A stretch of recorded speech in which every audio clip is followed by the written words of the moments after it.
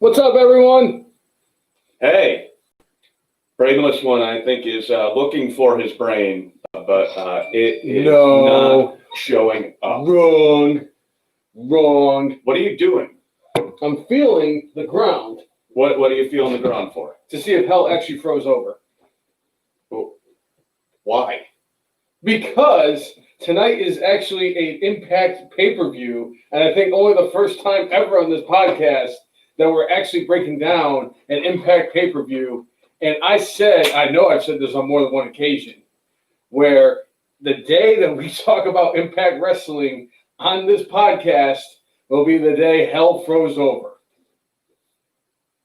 So it was pretty cold. Yeah. So hell must have froze over because we were talking about Impact Slammiversary for tonight. So anyway, welcome to 183 of the F and Marks podcast. I'm Jay. And I am the brainless one. Yeah. Quite a bit we have to get into this week. We had Fight for the Fallen on Wednesday, which was kind of surprising they did Fight for the Fallen so close after Fyter Fest. Honestly, I think that was just done to make a bigger deal out of the Moxley-Brian Cage situation because they didn't want it to seem like a regular episode of Dynamite. So, yeah. So we had that this past Wednesday. We had the first night of the Keith Lee reign as NXT and NXT North American champion this past Wednesday as he defended both championships Against a very familiar opponent. and another solid match between the two of them. We also have tomorrow the horror show for Extreme Rules, which is WWE's, I don't even know what the hell you would call it, dumpster fire, shit bomb, you name it, it's WWE. It's going to be stupid. I'm really not looking forward to tomorrow's pay-per-view, so I'm interested to see what they do with it. I mean, the eye for an eye match, I stated my opinion pretty strongly last week that I think there's no way the end of that match is going to be anything short of a shit bomb. Yeah, I agree. I am curious to see how they handle the Wyatt swamp fight between Universal Champion Braun Strowman and Bray Wyatt. And it's going to be Bray Wyatt, not Firefly Funhouse Bray Wyatt or The Fiend. It's going to be vintage OG Bray Wyatt that's going to be wrestling. I wonder if they'll ever bring back Husky Harris since like they're going through every character he's ever had. I don't think so. Probably not, but no, let's talk. Maybe at some point. I don't know. But anyway, if this is your first time checking us out, make sure you give a like on the Wrestling Marks page on Facebook, and make sure you set up the notifications so whenever we go live that you can be informed and join in with the conversation. And that is facebook.com/WrestleMarks. You can also check us out on Facebook, Instagram, Periscope, Twitter, and on YouTube at the letter T, the letter H, the letter E, the letter F, the letter N, MARKS. If you like, follow, and subscribe to us, we will always do it back. It's always been our motto, and we continue to do that day to day. All right, Chris Brown chiming in saying he believes that The Fiend will be the one going against Braun Strowman at SummerSlam. Oh, is Monsef in there too? Monsef is in there too. For whatever reason, it's not showing up over here, but it's okay. Whatevs. So you're the king of the multitask, and I have the brain capacity of a mosquito. So. Right. Hey, sometimes the two brain cells collide, and that's when sparks happen. Right. Yeah. What brain cells? I don't have two brain cells. Yeah.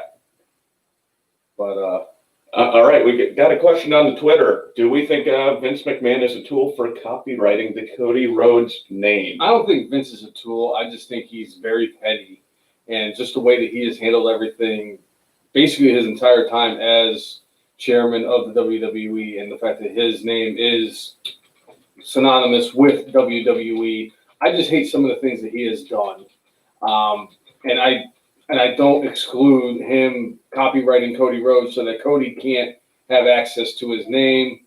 You know, Dusty Rhodes was Dusty Rhodes before he even walked into a WWE ring. He was Dusty Rhodes in NWA. He was Dusty Rhodes in WCW. And WCW is more of a competitor for WWE than AEW is right now, and they still allow Dusty to still be Dusty Rhodes. So just let the dude have his name, man. I think it's it's a little bit petty, but definitely complete business reason for doing it. But I mean, honestly, AEW is doing perfectly fine without Cody having the Rhodes name to it. But the difference between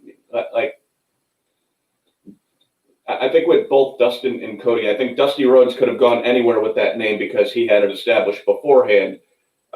Both Dustin and Cody didn't really, I don't think they had that copyrighted because that's not the real name. Yeah. So, Dustin was the natural Dustin Rhodes when he first entered into NWA and WCW. But I want to say that WWE bought all the copyrights when they purchased WCW back in the day. But, it hasn't hurt them. Cody kind of seems like to not care too much. He doesn't care that they use the Great American Bash name, and that's what his dad came up with for a pay-per-view back in the day. He's like, hey, they're showing tribute to my father. Nothing against them. They could use whatever they want. I'm not upset about it. I still think it's petty, but that's the dude's blood, and he doesn't care. So anyway, but that's all I got to say about that. I mean, I agree 100% on all of that, and I just think it's just Vince being petty, just to kind of hammer that home. What else do we have going on this week? Something very interesting happened this week. And it kind of goes hand in hand with the fact that we've been shitting on WWE for their decisions that they've made in regards to one aspect of their existence, and that is the WWE Hall of Fame. And it's not because of the fact that I'm going to mention that they have a new member or anything like that. No. It's because another WWE Hall of Famer has gotten into trouble. Former manager back in the 90s and the early parts of 2000, Sonny, Tammy Sitch, was arrested for the 14th time this week. And she's been on parole, and they're trying to say this parole violation and that she is going back into jail and going to finish out her sentence. We'll see where all this ends. It's just sad. It's clear that she has not been able to kind of get beyond her demons. She certainly seems to have a whole host of issues. I think, at some point she's had some issues with various substances. She obviously does what she can to earn a living, which is usually, lately, I think it's mostly having Marks pay her to be able to see the naked parts of her. But, it seems like she's always been pretty troubled and, maybe balled it all into this. Perhaps it is some mental health issues.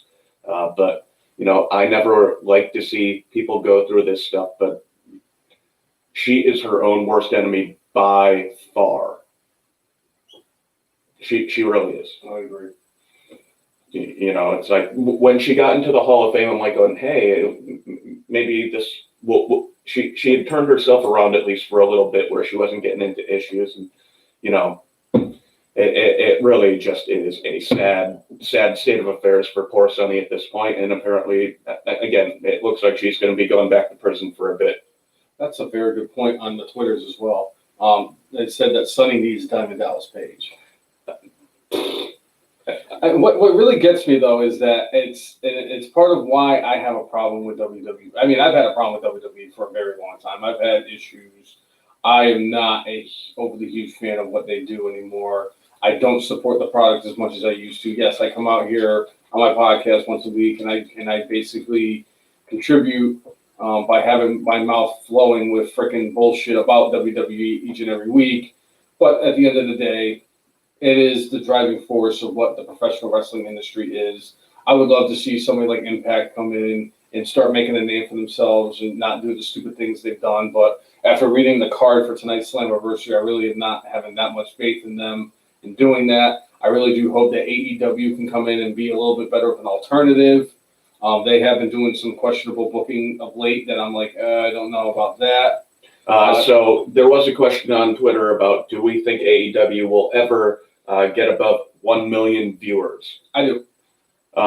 At this point, they're hovering around 750,000. The first few episodes of Dynamite were over 1 million. I think the first episode was almost 1.5. I think it was 1.4 million. So they've been over 1 million. I don't know. I don't know if I ever see them getting above 1 million, but TNT is completely happy with the numbers they're getting from the show. And they have the demo god, Chris Jericho, who, the key demo, if you're trying to sell to advertisers, is the 18 to 49-year-olds, because those are generally the people with money to spend. And AEW absolutely destroys NXT every week. This week, they doubled them. And as much as I don't want to get in depth about talking about demographics for ratings, but AEW is beating them in the key demo by a lot. And which is crazy to think, considering last week AEW lost to NXT on the large scale. Obviously, in the demographic of 18 to 49, I think it is. 18 to 49, they won. 18 to 49 demographic, they won, like they've been consistently doing for weeks and weeks and months and all that stuff. But I thought it was very interesting that on the viewers total, they mopped the floor with NXT this week. I thought that was a very interesting part, considering that this is now the Keith Lee era, and a lot of people didn't tune in last week to see if Keith Lee was going to beat Adam Cole for the NXT Championship. And I think maybe with Moxley not being on the show last week, that might have had an impact on their ratings. I see what you did there. And his return this past Wednesday, the fight Brian Cage may have had people decide that they would prefer to watch AEW over NXT this week. So, like with AEW this week, they were up with their numbers overall, and NXT was down about, I think it was like 75 to 100,000 from last week. I think it was a combination of, like, last week we had Adam Cole, baby, versus Keith Lee for the North American and NXT titles, and we ended up with a fantastic match between Chris Jericho and Orange Cassidy. But the bigger draw apparently last week was Adam Cole, baby, and Keith Lee. So I think that it just proves that my theory that Adam Cole is the biggest star in NXT just got cemented last week. And I really do think that because of the fact that there was such a drop in the ratings with Adam Cole no longer being the champion, that Vince is probably going to think twice about even considering moving Adam Cole. That would have been too many Adam Cole babies. It would have been very quick. That's what she said. Yes. But, God damn it. Anyway, I think that's going to keep Adam Cole down in NXT where he belongs, where he's happy, and he's thriving. And Cody will turn heel. Cody was very heelish in his match this week. But for now, I think like what he did this week was like a 1 week thing. At the end of the match, he and Sonny Kiss, had an embrace, and You got a hug from a kiss. Yeah. I had to read that description a few times. I'm like, wait, hold on. He got Cody and Kiss hug, and I'm like, huh? What? Is that proper English? Sorry. But yeah, I mean that's a pretty big that's a pretty big drop and everything. I'm curious to see what happens going forward. What is WWE going to do to try to counteract that with NXT? And I'll tell you right now, if AEW was going up against Monday Night Raw, they would bury Monday Night Raw. I'm that confident about that. And it actually made me think because I think you're crazy saying that, but I don't. Impact Wrestling thought that they were going to be able to compete in that first Monday where they competed with Raw. They actually had, I think, like 1.5 million to it might have been even like 1.75 million, and they quickly realized, oh yeah, that we can't compete with them.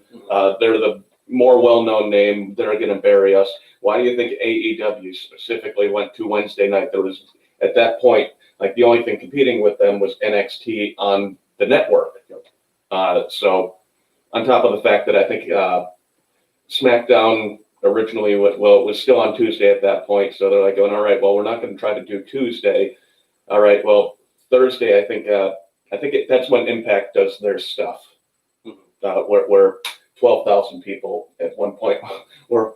I think their numbers have actually gone up, but you know, I can't even remember the channel that it was on, but it was like 12,000 people watched that, and I still want an episode of our podcast to beat that 12,000 mark. I think we've gotten to like 5,000 a couple times. 41. But anyway, so what I would say to our fine folks out there, you know, feel free to share this out there so we could break that 12,000 plateau. It would be fantastic. And if we do get to 5,000, the only reason that we haven't hit 12,000. Yes, but if I hit we're not. No, you're aiming low. You're aiming low. Who cares? Like. But if we get to 5,000, I get to dress up like Roman Reigns for an entire episode of the podcast. Have you not remembered that? And if we get to 10,000, I dress up like Gold Dust. So, see, if we get to 12,000, we'll be dressed like Gold Dust. 10,000. I'll come up with something for 12,000. I'll come up with something good for 12,000. Well, if it happens today, you better come up with it soon. I got a week. Yeah? I mean, technically, episode 91 of the F and Marks podcast is still growing and growing for some weird fucking reason. I have no idea. I mean, I have my. You have to go on Twitter or Periscope to see that. It's something. Yeah. So. Thanks for the help there, man. We appreciate it. You know what I'll do? I'll have the stipulation of what I'll do for 12,000. I'm pretty sure Nicole is chomping at the bits to say that she wants me to do something in particular if we actually do get to like 12,000. And I've already said I'll probably end up doing it anyway because you know me, nobody likes doing those stupid human tricks more than the brainless one does. All right, so Mom Seth, maybe Cody is doing like Hulk Hogan did back in the day, using nefarious tactics while still being the face. And then we also have seems like they've been teasing it, but what about Kenny Omega looking like the cleaner on Wednesday? You know what I'm going to say. Mom Seth says you should dress like Mickey James for 12,000. I'm not going to dress up like Mickey James. Yeah, I don't want that. If I ever dressed up like a woman on this podcast, I might as well just have Vicky Guerrero as my manager. Why don't you dress up? Hey, that's funny because it's true. It's funny because it's true because the dude is just like a woman who's managed by Vicky Guerrero now. Hey! Sad. That's it. That's what I'll do. And you know, I should have saved this for when Eric was on and Don't Eat Brown Snow and everybody like that. 12,000 views, I'll dress up like Kenny Omega. Great. There it is. I will dress up like Kenny Omega for an entire episode of the podcast. The Omega Man. I fucking hate Kenny Omega with every fiber of my being. So you know that if I have to dress up like him for an entire episode of the podcast, it's going to hurt me. Yes. Very much. It won't be next week, though, because we know next week is a very important week. Yeah. So all bets are off for next week. Next week, yeah. Yeah, Man-O-Lantern is, yes. Yes, the Man-O-Lantern is supposed to. Yes. I told you. That's I told you. Fantastic. I told you. She was going to chime in, and she chimed in. Man-O-Lantern. Kenny Omega definitely. It looks like they're teasing him turning heel. I love the whole thing that they've been having going on with him and Paige the entire time. Like most of the time, it felt like Paige was going to be the one who is going to be turning heel, and now it feels like Kenny Omega might be the one. I enjoy the storytelling that's going on here. I just have one question. How does Kenny Omega look like he's turning heel? Because when I see him, you know what I see? It's like when you wake up in the morning after a heavy night of drinking and you go to either McDonald's or Taco Bell after that heavy night of drinking, and you wake up and you're like, oh, I feel like garbage. And you go in the bathroom and you're on the toilet for about 30, 35 minutes. That after that's done and you look in the toilet, that's what Kenny Omega looks like. Right. Yes, Right. he is shit. Fuck Kenny Omega. It's going to be thwarted, okay? Brainless One does Mythbusters and proves that Kenny Omega is a phony. And he is overrated and he is a fucking derp. It's gonna happen. All right. It's gonna happen. I've had my brain set on this for a long time because there's nobody in the wrestling industry I want to prove is wrong more than Kenny Omega. Okay. Anyway. Yeah. So, Fuck Kenny Omega. all right. I just want to know, how does he look like he's turning heel? He looks like a doofus. Well, basically this week, like he was trying to make peace with FTR, and he ended up getting beer poured on him. And then later on in the evening, when his match, like when the Elite's match finished against Jurassic Express, he tismed out on Marco Stunt. Apparently, he's going to be getting it. If he beat Marco Stunt, maybe that means he's up for a title match against Moxley. I can beat Marco Stunt in a match. Do we have to book that too? You could then get a shot at the title against Moxley. I'd love to find John Moxley in a wrestling match. He'd kill you. I don't give a fuck. Yeah. He'll definitely get us 12,000 views that way. Right. So, anyway. Yeah, I thought that was interesting. I didn't quite understand what they were trying to do and everything because it was like this whole FTR, Young Bucks, Omega and Page situation that they've been kind of doing has just been kind of, I don't even know, weird, not properly booked, kind of forced and all wild and crazy and all that stuff. And I just don't get, it's like, you've been teasing they've been teasing FTR and the Young Bucks for months, hell, over a year now, because the two of them want to have their tag team match against each other and everything like that. And now it's just like you're kind of thrusting Kenny Omega into all the why. Why does Kenny Omega need to be there? Why can't Kenny Omega just go away? There's the answer to all the problems. Kenny Omega just needs to go away. Him and Kevin Owens. And they could eat cupcakes together. Fuck Kenny Omega. You can fucking. They could hang out in Canada and. The only way I can hate Kenny Omega more than I already do is if you block me on Twitter. All right, make it happen. Don't tell me what a good time. Come on. I know you want to do it. You love trolling on people. I know, and yet Joe Biden has yet to block me on Twitter. I don't understand that one. He won't block anybody, probably. I just know how to block anybody. I just want to block somebody. Yeah, anyway. But, yeah, so it does look like they're teasing a Kenny Omega heel turn. If I'm going to be, I'll be serious. I mean, it does look like they're trying to tease a Kenny Omega heel turn. They've been teasing this whole Hangman Page thing for a while with him, and it looks like Omega are not on the same page. Somebody on Twitter even said that they could see a situation where Cody performs a Four Horsemen type thing with FTR and Hangman Page, which I think would be pretty interesting because with Arn Anderson as the manager. With Arn Anderson as the manager and basically Arn Anderson's son, even though it's not really his son, Scott Dawson or whatever the hell, Dax Haywood or whatever the fuck it is now, as basically their Arn Anderson. So, but it's going to be interesting to see what happens. I'm curious to see when we're going to get the final blow off between FTR and the Young Bucks. I'm guessing it's going to be at All Out in August. I think that's, or September. That's Labor Day weekend. I believe it's the day before my fantasy football league draft. So we got that. Sweet. But I'm curious to see how all that kind of just comes to fruition. Like, if that's the case, who's going to get the tag team title match? Is it going to be a triple threat match? Only time will tell going forward. That's right. All right. What can I remember? Always have to get that in. I hate that. Maybe, hey, start that hashtag. Start it from our Twitter page. I'm going to start putting it on all of our. Kenny Omega. Yeah. I don't know if that's going to be acceptable. We might actually get like put in. I'll just put F Kenny Omega then.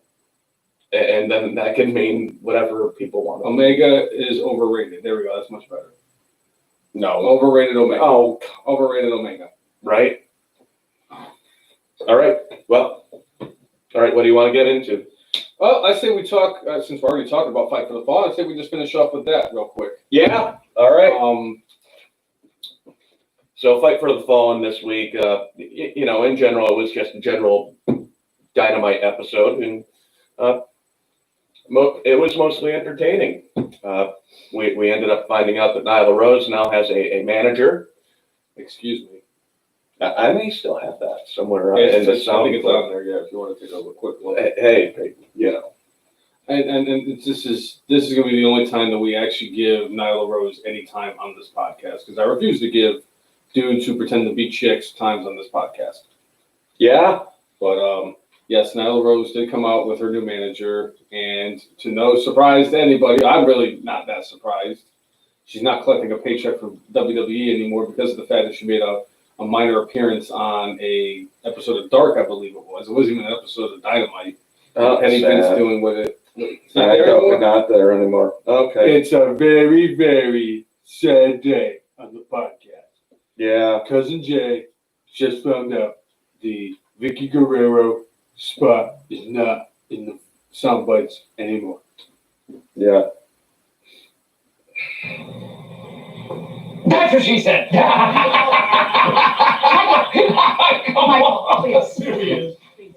Oh, look who's back! After a very few week hiatus, FMR's Hall of Famer Tommy is back on the podcast. What's up, Tommy? By the way, Tommy, I met your brother a couple weeks ago. Fantastic dude, by the way. Now you need to come down and visit us in good old VA. Right? Working nonstop. I know that feeling. Yeah. Anyway.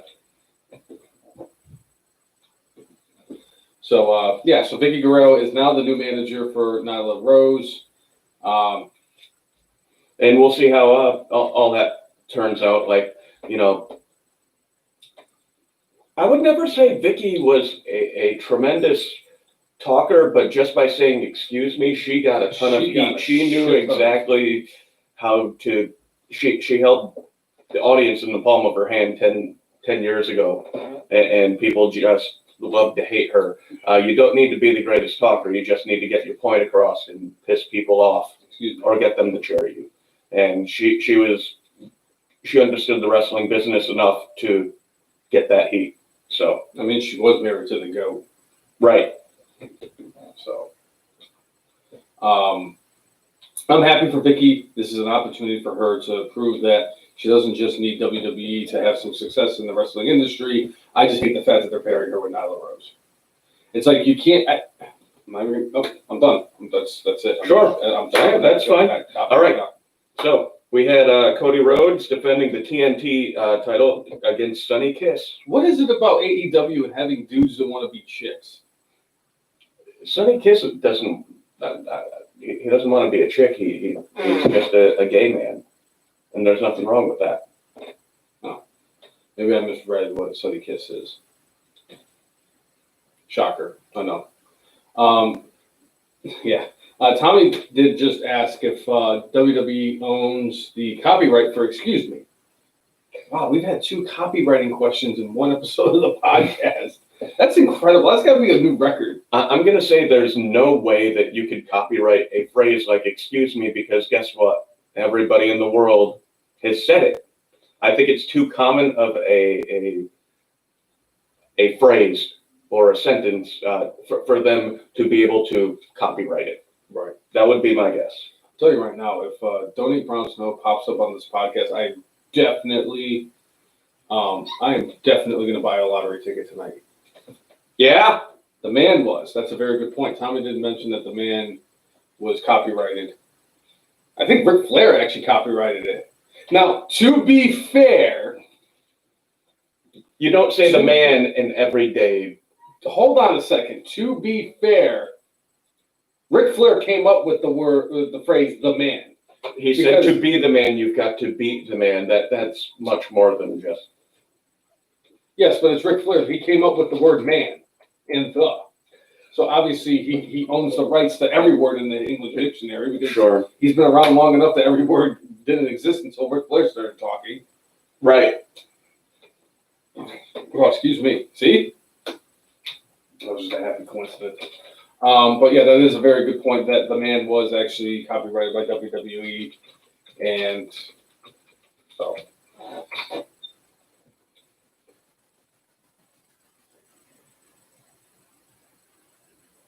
So we trying to find out what's going on. I'm trying to see. Okay. So Sonny Kiss actually had a match with Cody Rhodes for the TNT Championship. I love the fact that Cody's going out there and defending the title each and every week on Dynamite for the most part. He is a fighting champion. I thought he was going to do wonderful things with that championship because he's just too talented of a person to not be able to do it.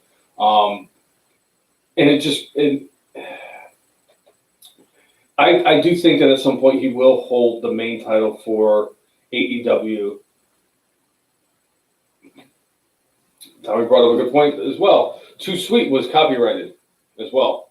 WWE had Too Sweet copyrighted, and they were trying to get a cease and desist. Again, people say excuse me to people every day. They don't say too sweet to people every day. Okay. There's a big difference.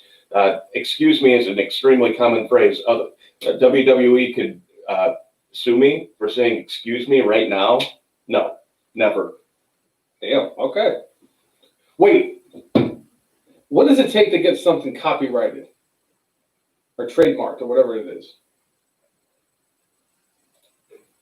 How do I get something like that? How do I get something copyrighted? I don't know. I have to look it up. Yeah. I will look it up after the podcast because I have an idea. But yeah, so pretty solid match between Sonny Kiss and Cody Rhodes. Cody Rhodes went over again.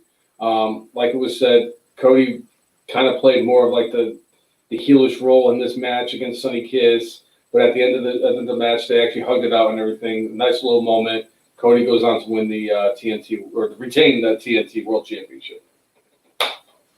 So, All right. Monsef doing his usual, telling you that Nia is underrated and she needs a bigger push. Nia, wait. We're not even talking about Nia Jax. I know but Why? Why are we talking about Nia Jax? We're not even talking about Nia Jax. Ugh. Why do people just feel the need to get my blood pressure skyrocketing like the second they put eyeballs on their screen and see that my ass is flapping his brainless gums like an idiot? I don't know. I mean, why? Why do I need it? Why? I don't want to know about. Yeah? No. All right. I just. Sad. I was fine until. I was fine until Nia Jax got brought up. Now I'm just perturbed. Okay. I think Kevin Owens was brought up too. Well, fuck that fat fucking piece of shit. And Kenny Omega was too. You guys are doing everything you can in your power to make sure I don't buy any freaking lottery tickets tonight. Right. That way we all have man-o'-lanterns. Yeah, that would be great. Not really, but I mean, Mm. it'd be funny if I did it. So, But anyway, what do we got next? all right. So we had FTR going against the Lucha Brothers. Two of the best tag teams in the wrestling industry. I'm a huge fan. The Lucha Brothers are my favorite tag team in the entire wrestling industry. I love those guys.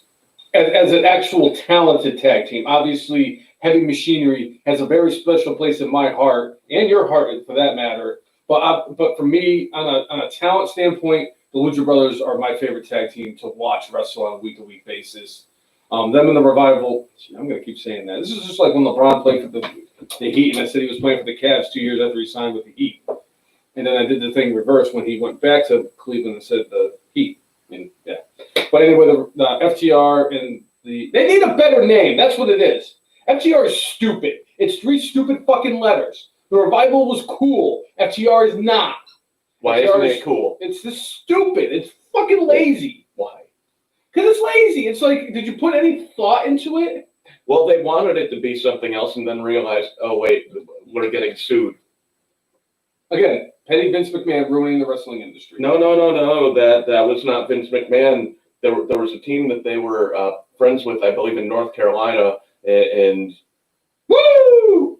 that they more or less like they're like going, oh, we like this name, and it happened to be some team that they actually went against like years ago, but they were claiming for a bit like, we didn't know, and they went to court and were trying to be able to use the name that they had come up with, because I think it was supposed to be Fear the Revolution. I think that's what FTR was supposed to stand for, but there was another team in North Carolina that they knew that had that name and had that name already copyrighted. So what you're saying to me is that if we became a tag team, we can't be called World's Most Dangerous? We cannot be called that. Damn. I actually like that team. I mean, I could be the Big Cat. You could be Motion Picture. Why not? Speaking of dumpster fires. Yeah. All right. But anyway, solid match between the two teams.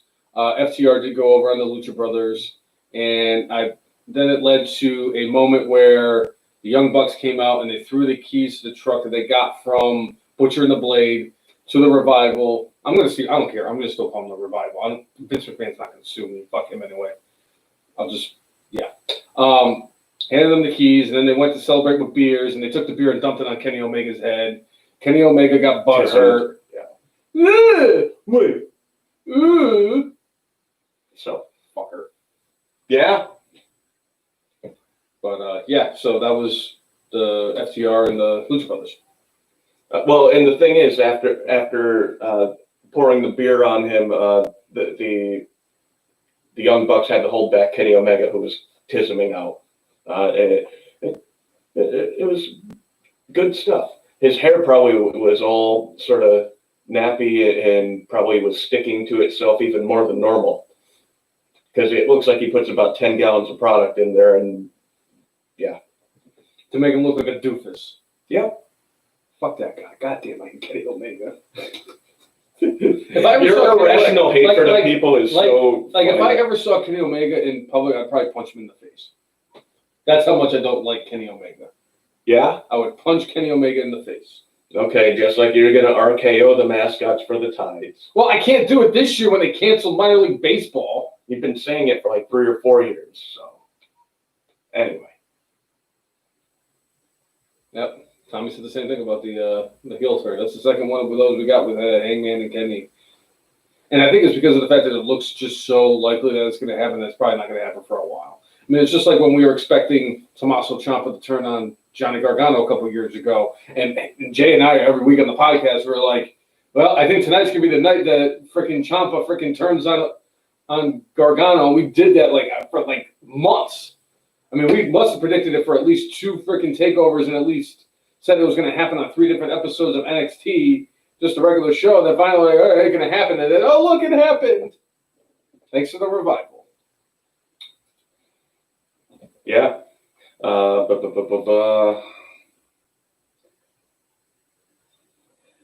So after this match, we had the Elite going against Jurassic Express.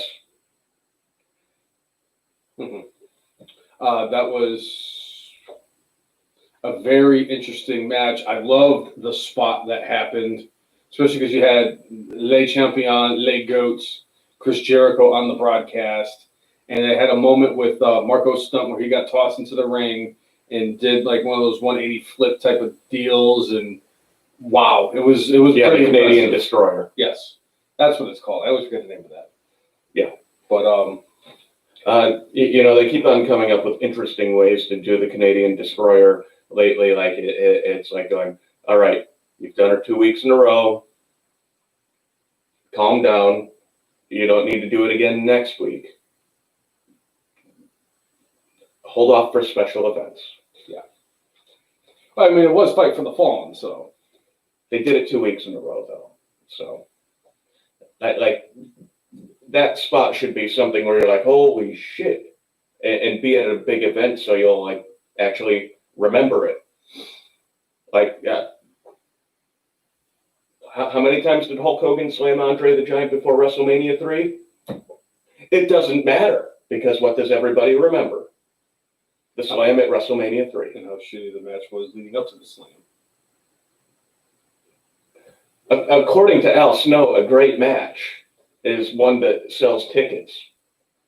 And So that was a according great to- match. And according to somebody else on Twitter, Al Snow never had a great match. True. Which is a shame because some of Al Snow's greatest moments have been so legendary. And I think Well, they're just using Al Snow's own logic against him. Yeah. Well, my whole thing is that if that was the case, I look at somebody, it's like, what have you done in the wrestling industry? Because, I mean, when you got, like, the wrestling purists, the ones who enjoy the actual wrestling matches themselves, like, yesterday was the 9-year anniversary of the last 5-star match on the main roster for WWE, and that was at Money in the Bank in Chicago, 2011, between John Cena and CM Punk. CM Punk did come out yesterday and thank John Cena, and I think it was Scott Armstrong. That was the referee, right? Yeah. Or Brad Armstrong. Scott Armstrong, the Candy Man, Brad Armstrong passed away a few years ago, sadly. Oh. Was that the one from the the White-Eyed Southern Boys? No, that was Steve Armstrong. Okay. Candyman Brad Armstrong had a match against the Big Cat that night. Oh, that's right. It was him. There's too many damn Armstrongs. Blame their father and their mother. I can't blame their father. I think their father's dead, too. Their father has passed away. There aren't a lot of Armstrongs left, and that's sad. Oh, you didn't know? Your ass better call somebody. That was an Armstrong. I know that. But Yeah. there were like 5 or 6 of them, and now I think there's 2. It's not quite like Von Erich level of sadness. No, that's That's a different level of. that's a whole other bag of it. I think there's Anyway. only one left anyway. There is only one left. But anyway, so go back. So we have the Elite going against Jurassic Express. That was a hell of a spot. That they really worked hard in this match. In the end, the Elite goes over, but during the match, you had Hangman Page at the bar having some drinks with FTR, and they didn't seem like they disliked each other. So Why can't Hangman Page drink with us? That's what I want to know. I want to drink with Adam Page. He's from Virginia. We live in Virginia. I mean, it kind of goes hand in hand. I mean, not as bad as I want to drink with like either Le Champion or freaking Sheamus, but I mean, it'd be cool to drink with Hangman Page. I mean, you got to drink with freaking Oney Lorcan.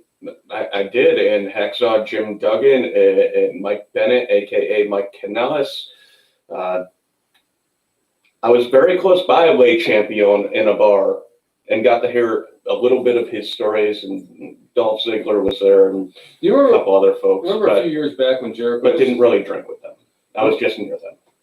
Remember a few years back when Chris Jericho was still in WWE and he had that thing where he was trying to get people to sign a petition. I think it was to get back into the building or something like that. He was at an I don't episode of remember Raw. that, actually. There was an episode of Raw where he was outside getting people to sign a petition for whatever reason it was. I forget for what it was, but I remember he was signing a petition because it happened in Hartford, Connecticut. My friends were actually outside of the Hartford Civic Center trying to find Chris Jericho so they could sign the petition. That's the only reason I remember that. He's a goat. I still regret to this day not bringing weed to Webster, Mass. to smoke with Rob Van Dam. In the end, the Elite did win this match. Yes. But at the end, again, we spoke of this before. Kenny Omega ends up, he's still fired up from getting the beer thrown on him before in one of the earlier segments, and just beats the holy hell out of poor Marco Stunt. Marco Stunt is like the Singh brothers of AEW, except for there's only one of him. And he's about the size of my forearm. Yeah, he's like the Singh brothers. Yeah. Yeah? But I thought this did a good job of these couple matches of bringing forward that all right, there's going to be a collision at some point relatively soon between several teams in this tag division, and I can't wait because they love tag team wrestling and they allow them to do their thing, have matches that are 20, 30 minutes, and just let them go, let them showcase what they can do. So I know that whenever these matches happen, they're going to be awesome. Mm-hmm. I agree. And I think that the fans are going to be the ones that ultimately win. It doesn't matter if it's the Young Bucks or the FTR that actually goes over. The fans will be the ones that ultimately are the winners in a match like that. And I know I give the Young Bucks a hard time just because of the fact that I think that the Young Bucks are overrated as well. But the Young Bucks still deliver in the ring. I just, as characters, I'm just not fans of them, period. Right. All right. So then we had Jon Moxley going against Brian Cage in the main event. And I just want to say this about this match. I know a lot of people were very disappointed in the outcome of this match because of. I'm one of them. I thought it was stupid. I said last week there was no way they could book this where it doesn't diminish Brian Cage or diminish the FTW title, which I don't know why the hell they even brought that into the whole equation. They were going to diminish something, and the only way I could see that it could have worked out in the end of the way they booked it is how it ended after the match was over. Because at the end of the match, Moxley did go over on Brian Cage, is what we're going to get at. Brian Cage got pissed off, and then we got a returning Darby Allin to come out and try to exact some revenge on Brian Cage, who hurt him over a month ago, and Darby was out of action until this past Wednesday. Now, if Darby Allin had come into the ring and blasted Brian Cage with a skateboard, yeah, that's one way where you can still save face. Brian Cage gets the victory. Moxley still keeps the title, and everybody still looks pretty strong in the whole construct. The fact that they had Moxley go over clean on Brian Cage was stupid.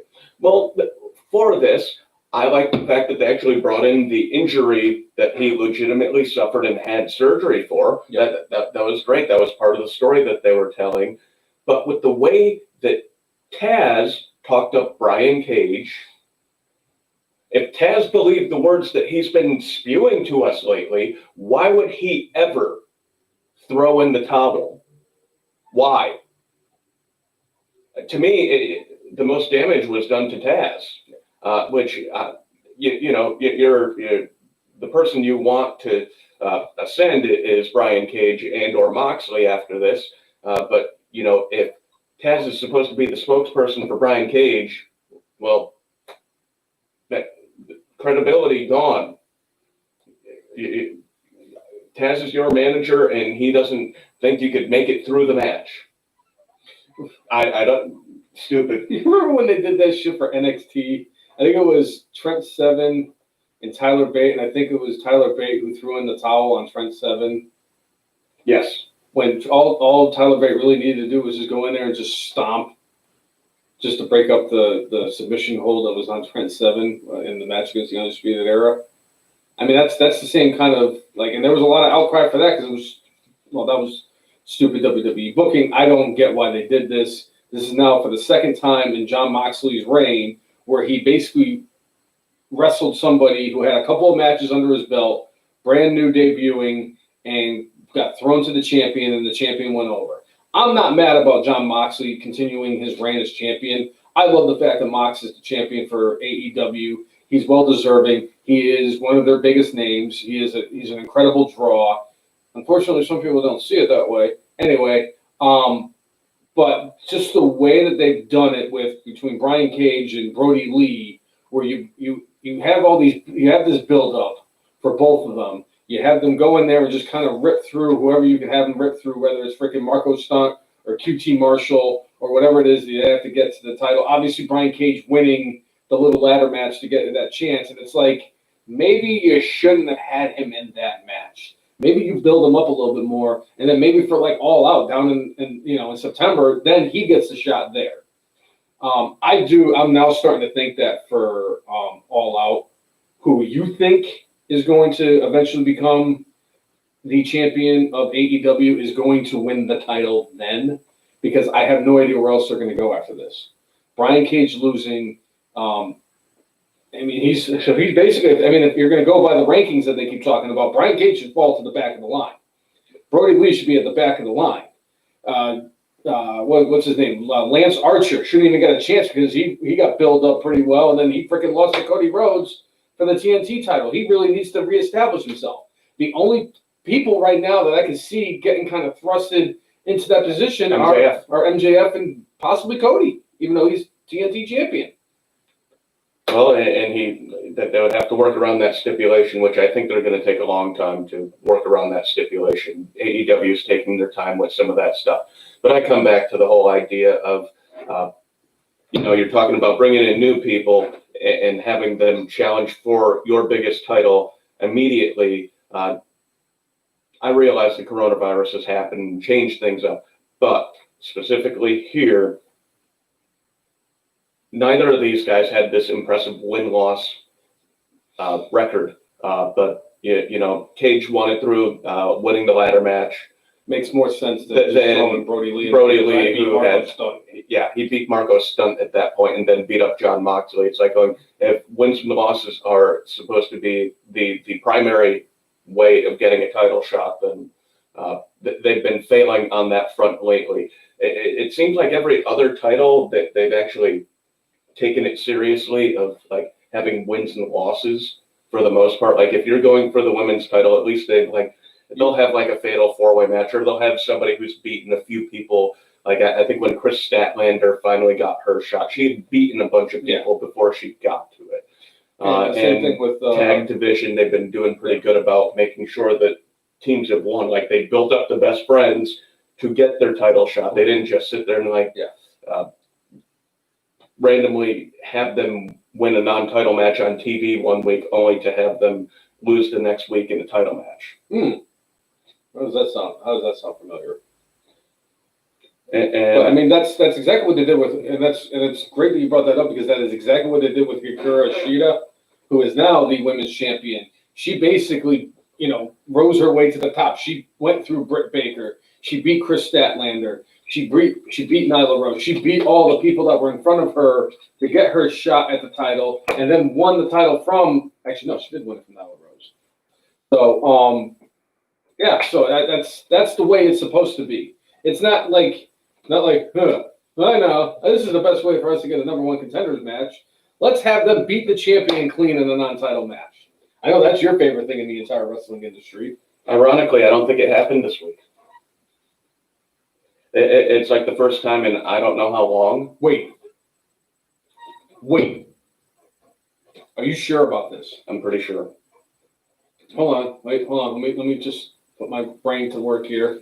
Hold on. While you're doing that, I'm going to also bring up on this week's episode of AEW,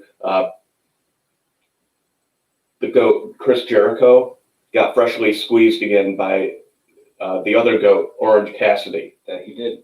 Where they were trying to make fun of Cassidy and talking about Jericho was in there with Inner Circle kind of saying like, oh yeah, TNT wants us to have another match because we did so great on the ratings. You know what? Ain't gonna happen.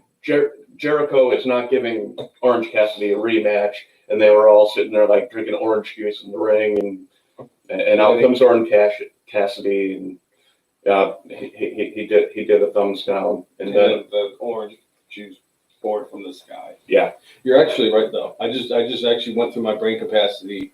Not one champion lost in a non-title match. The only champion that actually lost in a non-title match was Asuka, but she wasn't defending the title, and she was fighting the tag team champions. Big E lost. Big E lost to Cesaro. But that's a singles. That's not the same thing. I know. It's the same thing you're talking about, though. Yes, but the champion did not lose like in a match they're not supposed to lose. Yes, is what I was getting at. Yes. All right. So that was AEW for this week. Yes. Congratulations, WWE. You might actually get my good for not booking the champion to look like a dumbass. I'm going to say that they're maybe if they. Well, I'm not even going to say it. For a week they came to their senses. They still got a pay-per-view tomorrow. Yeah, they're going to shit all over themselves too. Yeah, I could just feel it, Jay. I could feel it. I feel like tomorrow is going to be an absolute. It's going to be a train wreck that collides with a dumpster fire covered in a shit bomb, all at the same time, and it's going to be horrible. I'm really not looking forward to tomorrow. The only thing I want to see tomorrow is Wyatt and Strowman. That's it. Okay. Although the inner deep dark wrestling mark in me the 30 years would love to see somebody in particular win tomorrow in a different match. So, All right. I will, and I'm going to predict that when we get into the predictions for tomorrow's thing. All right. I don't know if Aaron is still tuning in, but he did mention that the Good Brothers have officially signed with Impact Wrestling. I did see that. And one caveat I want to add to this story, quite a bit more has now come out about what happened with the Good Brothers and Paul Heyman and WWE. Allegedly, the story goes, the Good Brothers were not on the list of people to get cut from WWE, allegedly. And Paul Heyman was the one who said, I don't want them around anymore, even though he would talk them up to everybody else about how great they were and how well they were doing. And when basically they got cut, Styles went to Heyman and said, hey, did you have anything to do with this? And he's like, no. Styles went back to the person that he talked to and said, oh yeah, he definitely had something to do with it. And more or less, Gallows and Anderson are backing up that story and just saying that Vince said it was a Paul Heyman decision. Now, a couple of things I have a hard time believing with this. How long after that was Paul Heyman fired? Not that long. If Paul Heyman was in danger of being fired, which obviously he was, why would Vince McMahon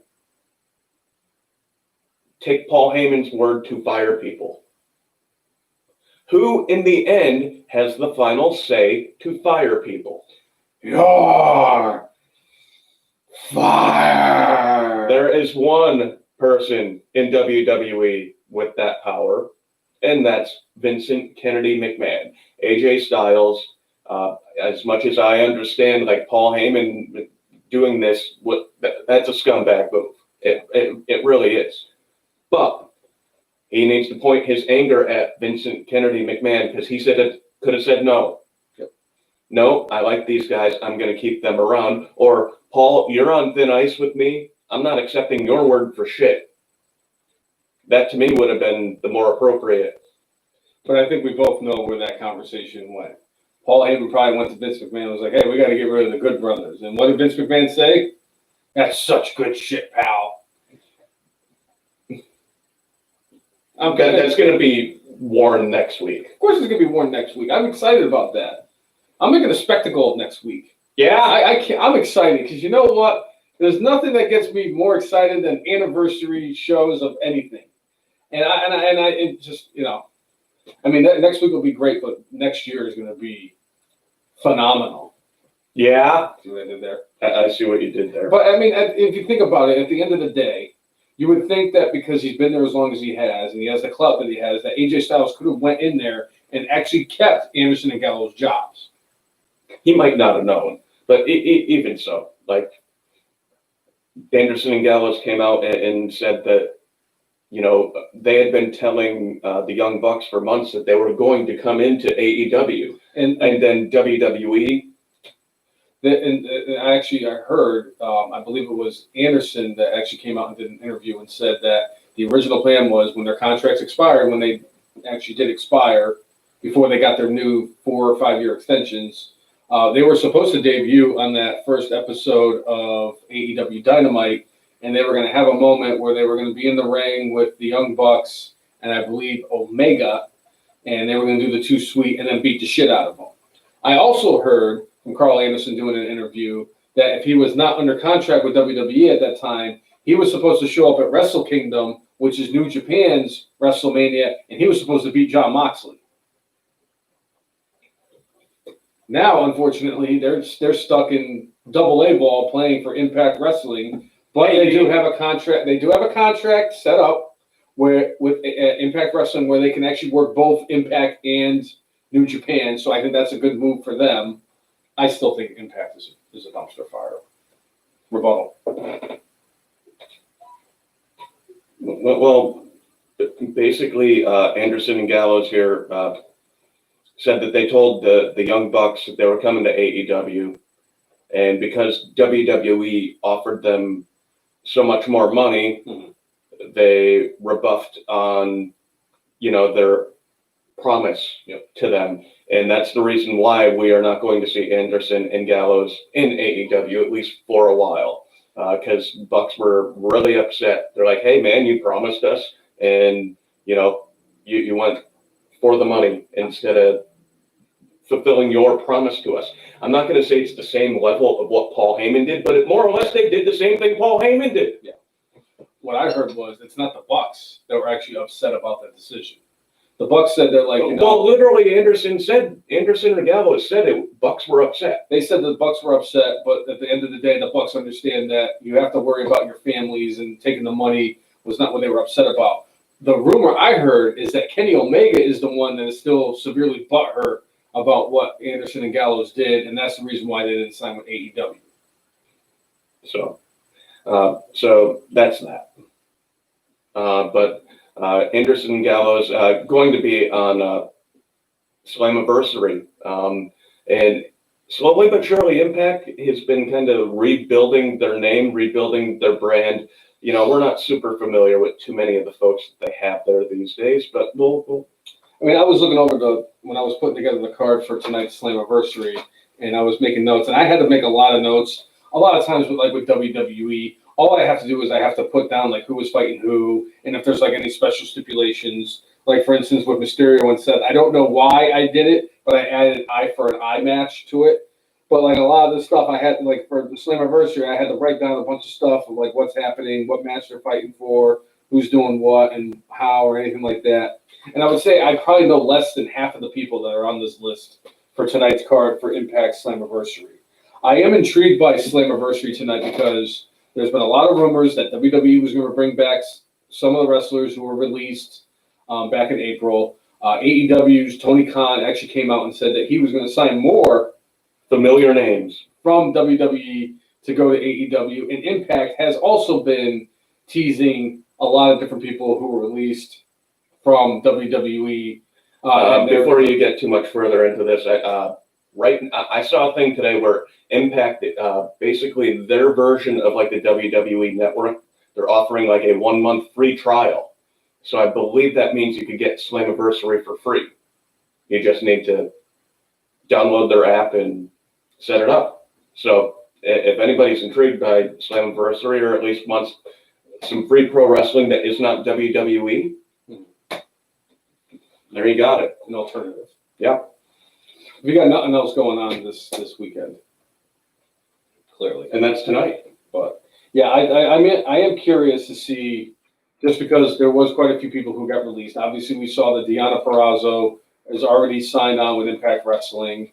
A lot of people are speculating, where is EC3 going to go? They've been speculating it's either AEW or go back to Impact Wrestling. People are wondering about Heath Slater. Will he re-sign? Will he go to Impact? The same thing with Zack Ryder. Obviously, Luke Gallows and Carl Anderson were part of that discussion, and now we just found out this week they signed with Impact Wrestling.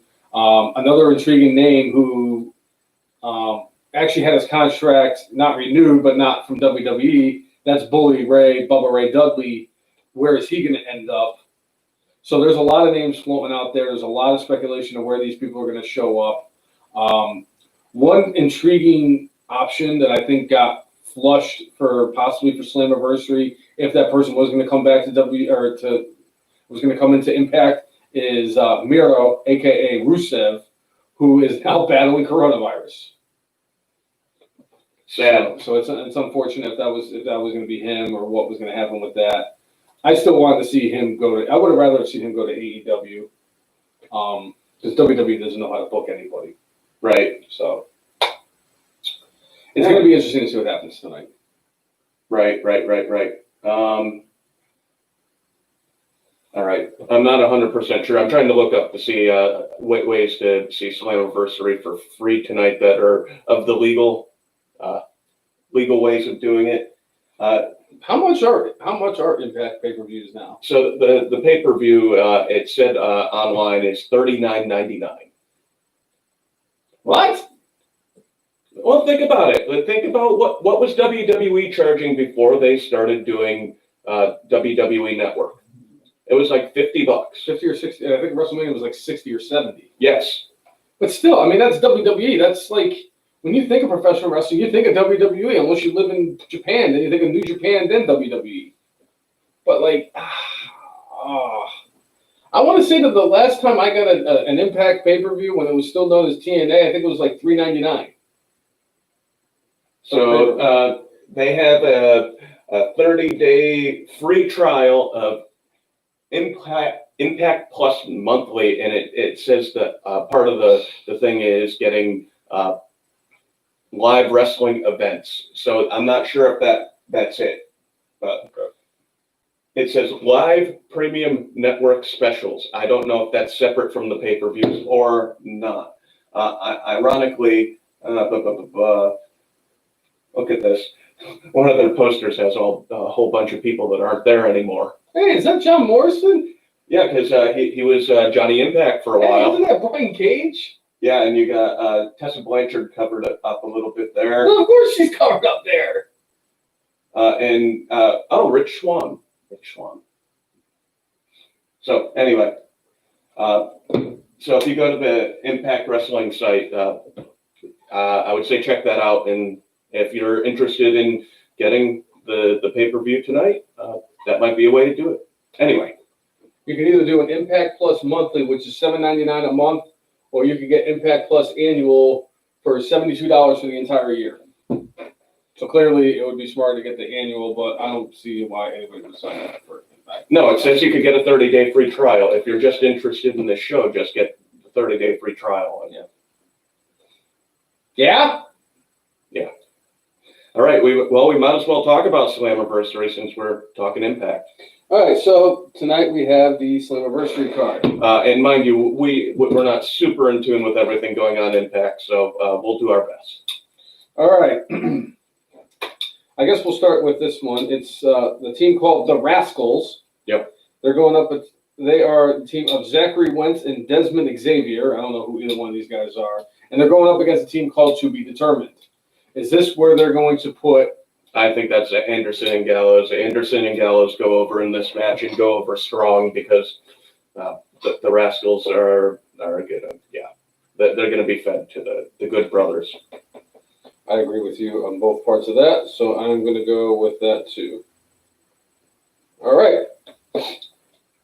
Let's see. We have the Impact Tag Team Championship match. And a team called The North, which consists of Ethan Page and Josh Alexander, going up against the team of Sami Callihan in 1999. Ken Shamrock. I cannot believe it's 2020 and Ken Shamrock is wrestling tonight. Dude's got to put food on the table. He's old enough to be my dad. We did the math this morning. Whatever. Ric Flair was old enough to... If Ric Flair had his way, Jay, he would have wrestled. He would be wrestling tomorrow. He would be in an eye for a woo match. Right. He would somehow be involved in the freaking match on Monday between Randy Orton and the Big Slow. Right. Anyway. I'm going to go with Sami Callihan and Ken Shamrock. I agree. They've had Shamrock in the fold for a little bit now, and they need somebody a bit younger with him to help, like Shamrock is supposed to be this guy who just kind of is a name. He's a name for them, so he needs somebody to help carry him, I'm sure he could still do a lot of things, but he can't do them as quickly or as well as he used to. So, having somebody else in there kind of helps cover up for him, just like in the last run in WWE in the ring for Kurt Angle. He couldn't go quite as well, but when he was in there with the Shield for that match, it kind of covered up the fact that he wasn't moving anywhere near as close to as well as he did, even 5 years before. Yep, I agree. So I agree. I think Callahan and Callahan still needs to get that bad taste out of his mouth from losing the Impact World Heavyweight title to a girl. Right. So, all right. So we have the X Division title on the line between Willie Mack and Chris Bay. Don't really know too much about Chris Bay. I do know a little bit about Willie Mack. I know Willie Mack's actually a really good wrestler. I have seen some of his footage online, so I'm going with Willie Mack. I'll agree because, same reasons. I think we're going to disagree on one of these next two matches. I think it's the next one. So this is fantastic.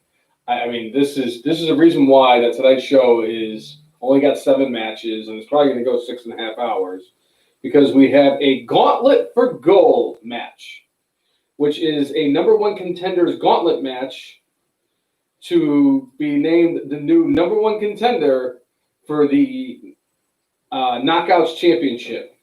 The competitors are Alicia Edwards, who happens to be married to Eddie Edwards, Havoc, don't know really much about her, Kiera Hogan, Kimber Lee, not Kimberly, but Kimber Lee, a former wrestler for, I believe, in NXT, Smiley Kylie Ray, Nevaeh, whatever that is, Madison Rain, who was part of the Beautiful People back in the glory days of the TNA, Rosemary, who's actually, I really like Rosemary, Susie, oh my God, what the fuck? And I'm supposed to take this shit seriously? They have somebody in this match named Susie. Kimber Lee and Susie. WWE had a woman named Kelly Kelly. That's actually better than Susie. Like, who can, like, they're sitting backstage. Hey, what do you want to be called? Can I be called Susie? Sure. We're going to call you Susie. Susie what? Yeah. Susie. Yeah? Susie? Yeah. I want to be Susie. What the? You know she's going to win now just because of the fact that I'm shitting on her goddamn name. Yep. Tasha Steele and Taya Valkyrie, who happens to be the wife of the... what the hell is his nickname? I forget what it is. The Shyamalan, what the hell? What's John Morrison's nickname? The Shaman of Sexy. The Shaman of Sexy, John Morrison. Should have just said John Morrison instead of trying to be stupid. But anyway, there's your Gauntlet for Gold match. I'm going with Steele. You're going to go with Tasha Steele. Yep. All right. I don't think she's related to Nick Steele, who is part of the Whaling City Wrecking Crew and Top Rope Promotions. You don't know that. I don't. I had to look up Alicia Edwards to make sure she was married to Eddie Edwards. Otherwise, I'm like, I don't even know who this bitch is. You know? Yeah. You know, it's one of these situations because there is 37 women in this match that I want to say that it's going to be, you know, like my head, my heart, and my gut are all telling me 3 different things. And I think I'm going to go. The betting man in you says, go with my heart. You're right. I'm going with Smiley Kylie. All right. Booyah. Monsef saying, imagine the Macho Man versus Johnny Mundo. That would have been a cool match. The cream always rises to the top. Oh, yeah. And then what the heck do you call it? Chris Brown posed that he wants to see Ricochet versus Nakamura as a cross-brand match. But Vince McMahon will probably not have either of those guys go over in that match because he hates them both. Yes, I know. I am completely down with what Monsef says here. Nakamura versus Tommaso Ciampa. I want to see Nakamura versus Edge. I mean, if we're gonna really go out there and say that, that's what I want to see. Yeah. I also want to see AJ Styles versus Edge. You know who else wants to see that? Edge does. Edge wants to fight Ricochet. Yeah. He said, oh my God, he's like, could you imagine the type of match I would have with the Ricochet? I'm like, yeah, Vince will book it for Edge to win in like 14 seconds because... Right, because he's Vince McMahon and he hates Ricochet because Ricochet peed it in his cereal. Something like that. Or maybe, you know what? I know what Ricochet did. He sneezed during a production meeting, I bet. Better yet, there was a meeting in Vince's office and Ricochet didn't push the chair back in.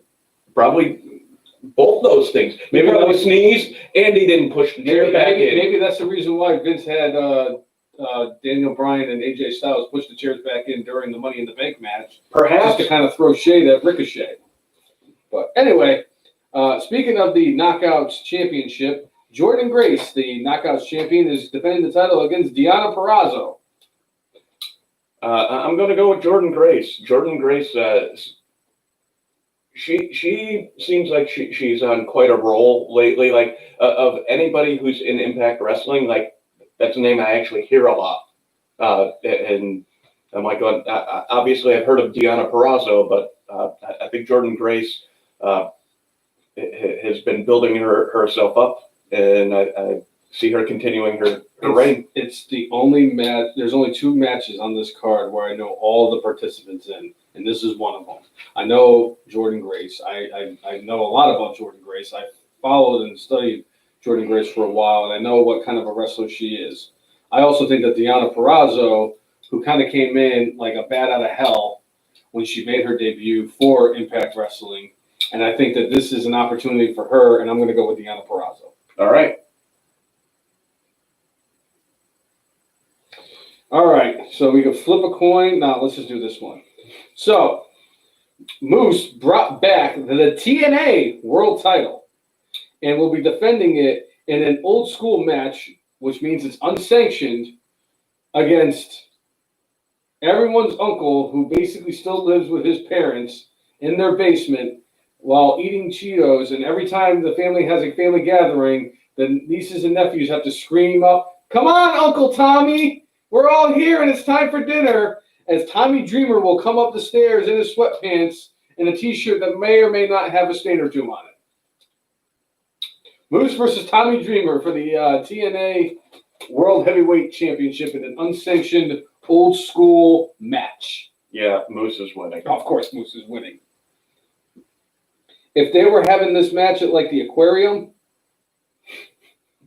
because Tommy Dreamer is a walrus, And if they were having a splash competition, if they were having an eating competition, still one of the funniest parts about everything is the fact that Bubba Ray Dudley still makes fun of Tommy Dreamer's weight, even though Bubba Ray, for the longest time, was bigger than Tommy. Tommy Dreamer might be bigger than him now. He definitely is.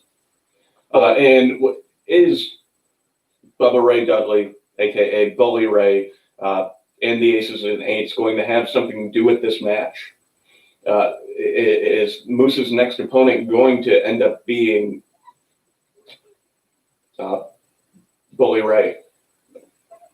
Maybe that factors into what goes on tonight. Maybe after the match, Moose wins, and then Moose versus a walrus for the TNA World Title. So perhaps we might get something of that. Maybe EC3 gets involved. We got one more match though. And the only reason I'm bringing up one more match is because it might have something to do with what we were just talking about. For the vacant Impact World Title, it is now a fatal 4-way match between I'm guessing it's a lunch tray. Right. Ace Austin, Eddie Edwards, who I actually know Eddie Edwards, and I think I've seen Eddie Edwards wrestle once, and it just so happens it was the night that the total, what the hell was it, with the Hardys, where they had the tag team Apocalypto. Eddie Edwards actually ended up fighting Bobby Lashley all over the Hardy compound, and Vanguard 1 got involved, and that was the night that Rockstar Spud lost to a 4-year-old or a 2-year-old. No. At the time, I think he was like less than 1. He lost to Maxwell. And Maxwell might have, maybe Maxwell was like 16 months. I know it was over a year because Maxwell was actually able to walk, and I know you don't typically start walking until after you turn 1. But anyway, that was the only time I've ever seen Eddie Edwards fight. Eddie Edwards can wrestle. I've seen Eddie Edwards a lot from his days in Ring of Honor. And the infamous To Be Determined is the 4th person in this match. It feels like EC3. It feels like EC3. So you're going with TBD. I'm going the TBD is probably going. I'm going with TBD is going to win the title. And you think it's going to be EC3? I think so.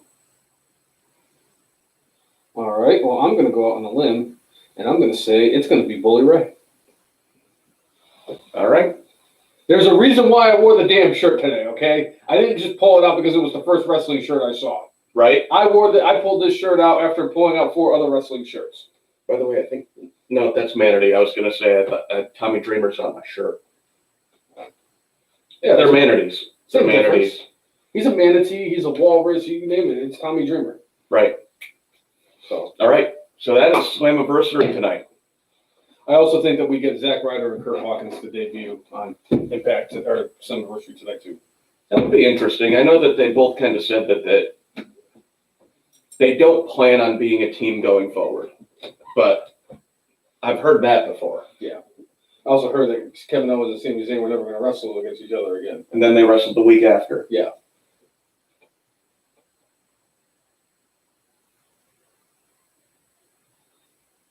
Oh, thanks, Larry. Thanks for tuning in, Larry. Yeah, he said Saratoga's on. Oh, shit. That's right. It is opening weekend of the greatest racetrack in the history of mankind. Right. Would love to go up there for a weekend. Anyway, moving on. Another person I would like to say is going to come out tonight and is actually my dark horse to actually be in the Fatal 4-Way match, Eric Young. Okay. Monsefi says he believes Colt Cabana is the creepy uncle at this point. He's the younger version of the creepy uncle. Tommy Dreamer has the crazy hair that, like, once he gets a little fired up, he's got the crazy uncle hair. Seriously, he looks like the crazy uncle who comes upstairs on like Thanksgiving Day. He's got the plastic rings where the 6-pack was, where there's like 2 beers hanging out from it, and he comes up from his bedroom in the basement that's slightly finished, the basement.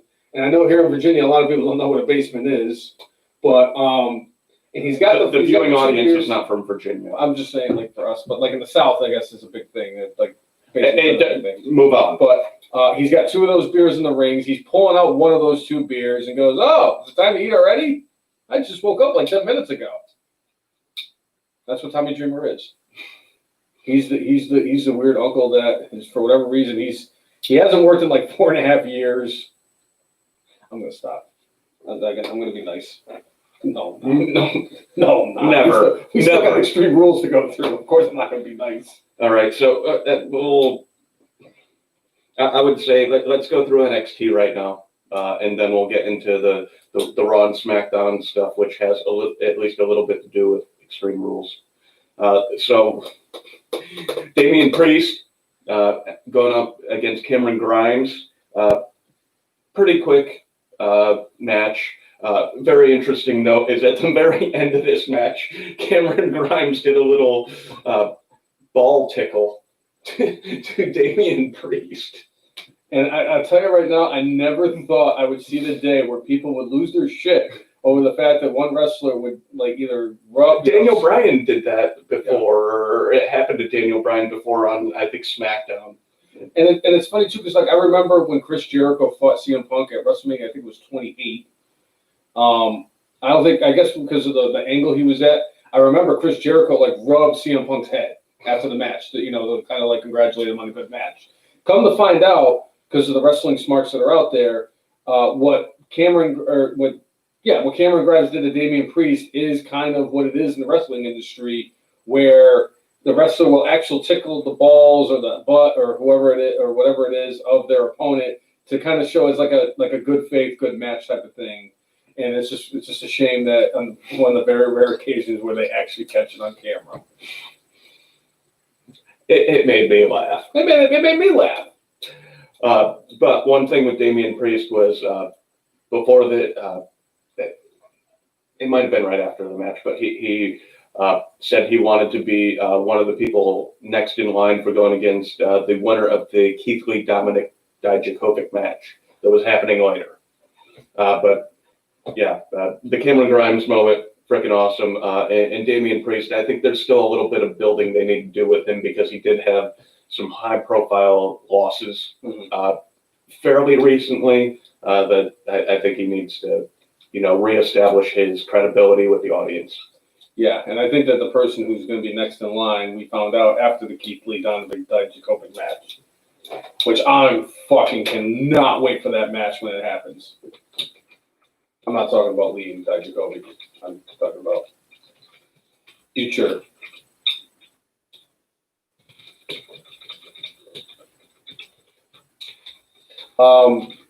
Then we also had the match. It was the TNA Women's Championship between Io Shirai and Tegan Nox. Tegan Nox, who during the Great American Bash a couple weeks ago won a fatal four-way elimination match to earn her spot into this match against Io Shirai. Io Shirai and Tegan had a pretty solid match. Io went over, not really a big surprise. I think they want to keep the title on Io for a bit. And after the match, she was standing at the top of the ramp, holding up the title, and Dakota Kai came out of nowhere and kicked her teeth down her throat. Yeah. So it looks like we're probably going to be getting Dakota Kai versus Io Shirai. I'm so glad that they're building up Dakota Kai. She deserves this. She's a very talented woman, and I feel like she deserves a chance. I'd like to see her win the championship, but I think right now they're going to keep it on Io until. I think Io is going to keep the title for quite a while. Yeah, agreed. But Dakota Kai definitely deserves to have an opportunity at the championship. Sure. So there was that. There was a fairly short match that I was tempted to leave it off the list of things we would talk about, but we did have Timothy Thatcher going against Denzel DeJournette. And it was a fairly quick match, although like with Thatcher, like they've been trying to build him up to be something, special pretty quickly, like having him beat Matt Riddle in Matt Riddle's last match on NXT, and having him go over on just about everybody lately, putting him in the team with Riddle, to take over for Pete Dunne. I mean, they obviously have a lot of belief in this guy. They did give Denzel here a decent amount of offense, which some people were kind of like, but in the end, he ends up winning. But then Thatcher continues to beat up Denzel, and the GOAT, Oney Lorcan, comes down to the ring, and that ends up causing Thatcher to run off, be the chicken shit heel, and have Oney, defending this dude who was getting beat the hell out of. So anything with Oney Lorcan, I'm always game for. He's a good dude. And he's a heck of a worker. Yeah, I agree. So I was glad to see that they're not, that whole Thatcher Oney Lorcan situation was not a one-off thing. I'm kind of glad that they're kind of building that into like a slight rivalry to kind of help establish Timothy Thatcher and have him build a name for himself in NXT. Yeah. And then we had Keith Lee going against Dominik Dijakovic. Compared to their other matches, this was a much quicker match, but like all their matches are always good. Mm-hmm. So despite the fact that they didn't have, a slugfest that lasted 15, 20 minutes, it was much shorter than that, because Keith Lee's been elevated, the fact that he beat Dijakovic in a much quicker fashion, it just kind of, but at the same time, Dijakovic didn't look bad. It was just, making Keith Lee look good. Mm-hmm. He's the new champion, and I get the feeling like we've seen this match a bunch lately. In the last 2 years, we've seen it an awful lot. I get the feeling Dijakovic is heading up to the main roster soon, and they're like, we need to get this match in while he's still on this roster. So we're doing it now. I think that the whole Dominik Dijakovic, Keith Lee rivalry is kind of like how we felt about the New Day and the Usos, where they were wrestling at every fucking pay-per-view. But the thing is that the Usos in the New Day, we knew were going to deliver no matter how many times they had that match. And I know that some people got tired of that rivalry, but I'm like, give me the fucking New Day and the Usos. I'm not tiring of the matches or the rivalry. It's more of lately, who comes out on top? Keith Lee. Do you want to ruin Dominik Dijakovic? Nope. So he needs to move on from that, and I see it on the main roster. I don't. Maybe he'll do something similar to what Lars Sullivan was doing a couple of years ago, and notice how that's a name that's not ever brought up ever again. Lars Sullivan. Lars Sullivan, like, did you hear anything about him getting cut by WWE? Has he got cut by WWE? No. His name was not mentioned in the cuts that they recently had. And when he got injured, they made it sound like he'd be back in, about 9 months or so. And it's been, I think, a year and a half, easy. And we have not seen or heard from Lars Sullivan. So if they wanted somebody like Dominik Dijakovic to fill in for that spot that they originally had for Lars Sullivan, I wouldn't mind seeing that, because Dijakovic, I think, can be a great, great big man on the roster. And I'd love to see that. I'm on it. So, but I'm glad Keith Lee got the win here. But the big thing here is at the end of this match, Scarlett comes to the ring and more or less saying that time is coming for Keith Lee to go against Karrion Kross.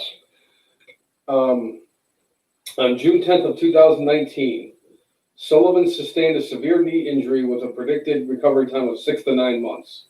That was 13 months ago that Sullivan suffered that injury. So even if he didn't get surgery right away, he still should have been back by now. And that's really an interesting caveat to that, because I forgot about Lars Sullivan. Because I still remember Lars Sullivan when he was first getting put out there at NXT, because he was going up, he was in the situation where they'd go up against a legitimate tag team, and it was him and against some freaking bum that they picked up at Wawa. And it was like, he would go in there, he would look strong in his tag team match, and then his partner would get in there, get his ass kicked, and lose. And then after the match, Sullivan used to beat the shit out of his tag team partner. I thought it was fantastic. I love the way they booked that shit. But that's just me. You know me. I love fucking squash matches. Yeah. And that's what Sullivan was doing. And I guess he actually got hurt in the 3-on-1 handicap match against the Lucha House Party, and he's been out of action for the last 13 months. And I cannot believe that the last time that we heard Lars Sullivan's name was when all that shit came out where he was doing gay porn. Right. I cannot believe I forgot about Lars Sullivan. That blows my mind. I'm surprised he wasn't part of the cuts with everything that the speaking out movement and all the racial unrest with the things he said. Mm-hmm. I know that he apologized to a bunch of folks on the roster, and they seem to believe that he actually had a contrite heart and really meant what he was saying. Mm-hmm. And they were all okay with it. But even so, Lars Sullivan has been out of sight, out of mind for quite a while. But I mean, it could be the same situation that they're dealing with Mickie James, where Mickie James was out for an injury and they were ready to bring her back, and then COVID-19 happened, and they still haven't brought her back. Speaking of which, they're probably going to hold off on that until Women's Evolution 2, which is coming. Say that, yeah. So I'm curious what they're going to do with Mickie James. Does she get a high-profile match, or they just thrust her into the Battle Royal like they did? I mean, come on. The marks in us would love to see Mickie James and Trish Stratus one more time. Oh, no doubt. And I wouldn't mind seeing Mickie and Asuka in a match again. They had a great match 4 or 5 years ago. And when they do bring back, I mean, hell, Mickie James could be the woman that gets thrown to Tessa Blanchard, and Tessa Blanchard has her first match in WWE against, if that's the route they go. She is my super dark horse to come out tonight, by the way. Okay. I'm thinking that maybe that whole thing is a work. That would be interesting. She could be the TBD, but that'd be strange. It's Impact Wrestling, Jay. Nothing would surprise me. They're not run by Dixie Carter anymore. Who runs Impact anyway? They're owned by, I think, Fight TV. Oh, okay. Well then. So, anyway. So Karrion Kross basically definitely seems like lining up for Keith Lee. But one thing that did happen is Kross did end up taking out Dominik Dijakovic. So I think he's going to go through Dijakovic before he gets to Keith Lee. But again, this might be Dijakovic doing the honors before he goes up to the main roster. At least that's my belief. Chris Brown mentioning that he thinks it's possible Io could be getting called up to the main roster to be part of the Kabuki Warriors if Kairi Sane ends up going back to Japan. Because the rumor is that end of summer, Kairi Sane is going to be going back home. Yep.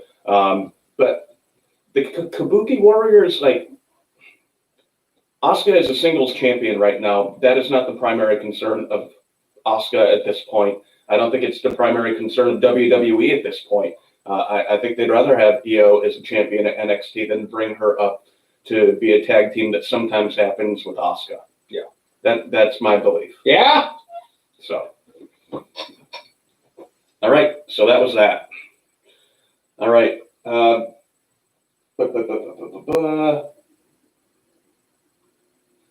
right. He Monsef talking about a dude who had the OG gimmick of Bray Wyatt in the 90s. You are thinking of Mr. Waylon Mercy.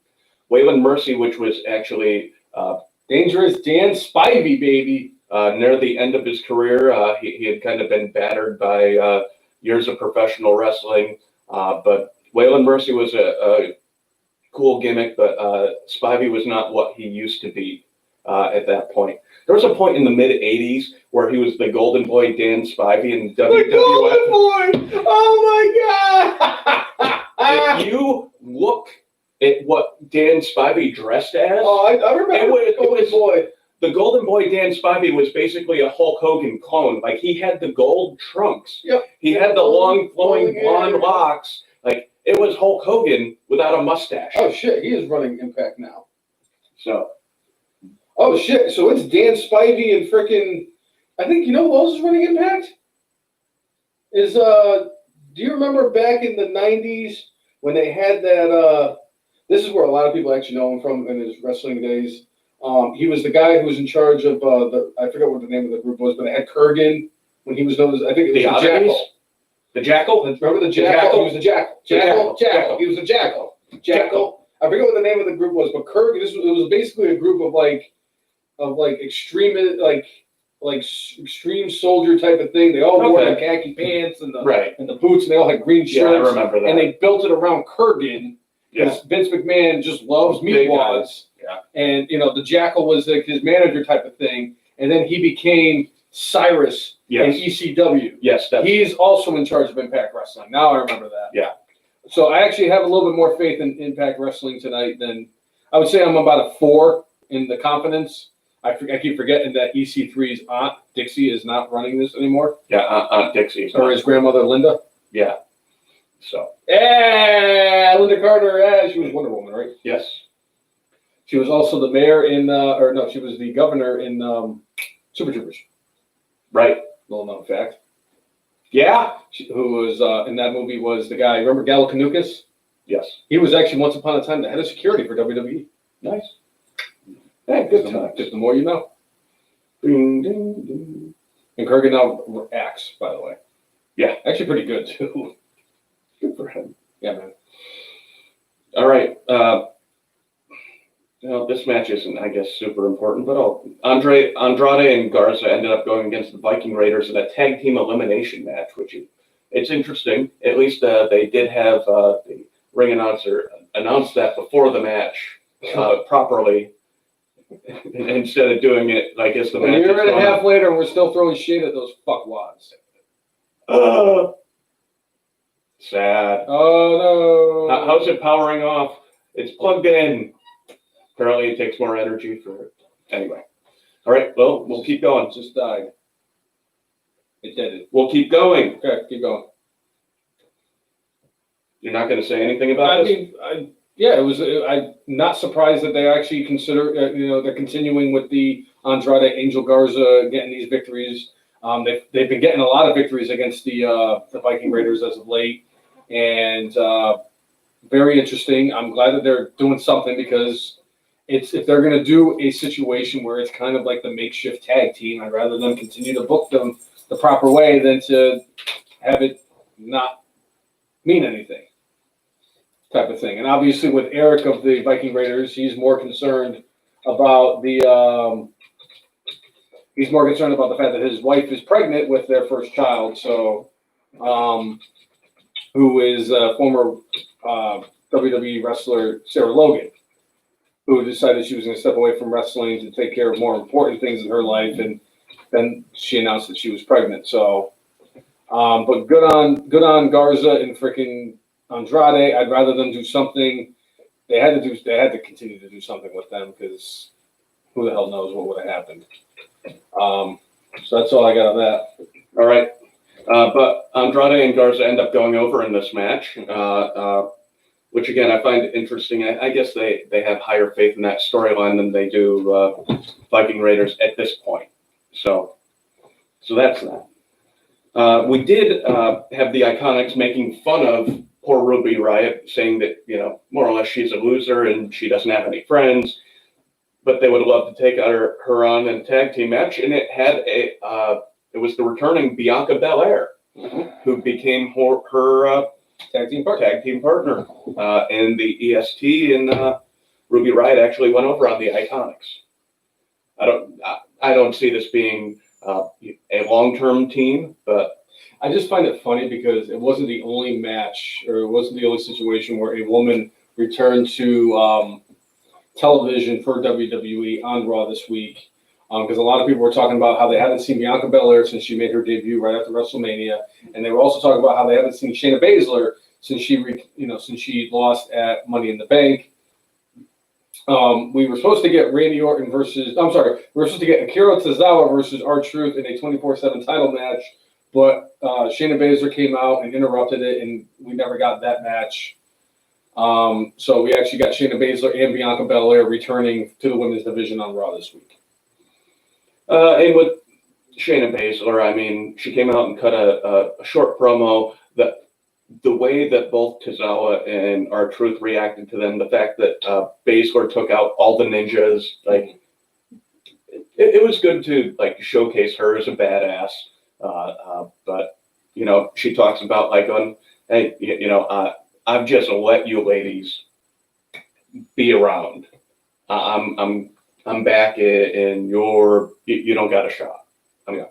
So, but we'll see what they do with her. I mean, allegedly Vince McMahon lost faith in her months ago, and that's why she was taken off TV. But I guess we shall see. But we did end up seeing the GOAT R-Truth in a match later on in the evening against the other GOAT, Randy Orton. In a non-title match. The 24/7 title was not on the line. This match was exactly what you would expect it to be, where Orton went over in 20 seconds. And as Orton was lining up to punt R-Truth, the Big Slow comes out. And we now have on Raw this coming week, I'm sure you're going to tune in specifically for this, there is an unsanctioned match between Randy Orton and the Big Slow, during which, on the way to the ring, Big Show is planning on turning face and heel 5 times. It's funny, too, because I just recently on my phone downloaded a wrestling game called 80s Wrestling Returns. And I've been kind of sucked into that game for the last week. It's a lot of fun.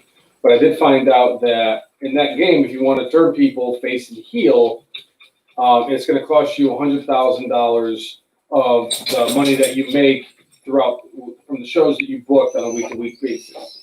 Yeah. And I said, well, if that was the case, and if I'm praying that the Big Show is not in that game, because it's going to probably cost you $7.4 million just to get the exact amount of face and heel turns from the Big Show, right? Going in that game. Absolutely. But yeah, I think it's, what is it called? Let me see real quick. I'm going to tell people about it because I want them to download it. It's a lot of fun. Yeah. All right. So, yeah. 80s Mania Wrestling Returns.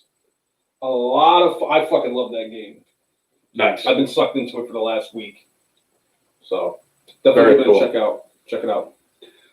All right. So we had a couple of matches that actually have something to do with the eye for an eye match, and we had a rematch of WrestleMania where Kevin Owens once again defeated Seth Rollins. KO has kind of been the one of the people standing with and by Rey Mysterio. Not only has Rey Mysterio gotten thrown off the top of Titan Towers and survived, but he also had his eye poked out. Yes. And Kevin Owens is being his BFF, and it's going to be great. Yeah. And I guess with that being said, I guess the thing is that Kevin Owens hasn't been on TV because of this whole coronavirus thing, and Kevin Owens has been a very big proponent of like people protecting themselves because he has kids at home and all that stuff. And I know that when he was walking out, Vince McMahon said, "What do I have to do to keep you from leaving and coming back when this is all said and done?" And Kevin Owens said, "Be a lot more strict with the no mask situation. Have all of your people wearing masks. Have all of your wrestlers and your people sitting in the crowd wearing masks." He's like, "And that's how I will come back." And Kevin Owens and Vince McMahon agreed to that, and Kevin Owens came back. And from what I've read is that Kevin Owens got thrusted into this with this whole Seth Rollins thing is because he's the backup plan in case Rey Mysterio doesn't re-sign after Extreme Rules. Rey Mysterio has kind of been wrestling. He's extended. He basically I think gentleman's handshake extended his contract. I will wrestle under the same terms that I was wrestling through the end of this storyline, but we're going to continue to negotiate, and we'll see if they figure out a new deal for this. But if Mysterio loses an eye, I mean, that's two eyes. If he can't see, he can't wrestle. How many times? How many times have we heard Corey Graves say that? He took that line from Karate Kid 3, FYI. A man can't see, he can't fight. Yes, very true. Yes. So, but, you know, at the end of this, Rey Mysterio ended up coming out, cutting a promo and saying that he is going to take Seth Rollins' eye. One thing for me, for this storyline, how can that wrestler, the rest of his days in WWE, wrestle? Is Mysterio, like, if it's him, is he going to just have an eye patch the rest of the time? Is Seth Rollins going to become the Monday Night Pirate? You got to remember, Jon Moxley poked either Ortiz or Santana in the eye when he was in, when they were wrestling in AEW, and the guys they both wore patches because basically Moxley lost an eye too, and they wore patches for like a couple weeks. But I mean, if you're going to ask me if they're going to spend the rest of their time in WWE wearing a patch, come on, Jay. Vince McMahon got blown up by in his limousine, and AJ Styles died. AJ Styles got buried alive and died, and his Wikipedia page said he was dead and came back not even a month later. Rey Mysterio and Aleister Black got thrown off of the Titan Tower and were back the next night. So you're going to tell me that these guys are going to wear eye patches the rest of their careers in WWE? I don't think so, Tim. Not going to happen. Now, if they, the only time that there was an eye for an eye match in the real world was yes, there was the Dusty Rhodes with the Road Warriors spike to the eye. There was also the match many, many years ago. Stan Hansen went against Big Van Vader, and he knocked Vader's eyeball out of its socket, and like Vader, like you could see in the match, like furiously trying to put his eye back in. Oh, gross. Ugh.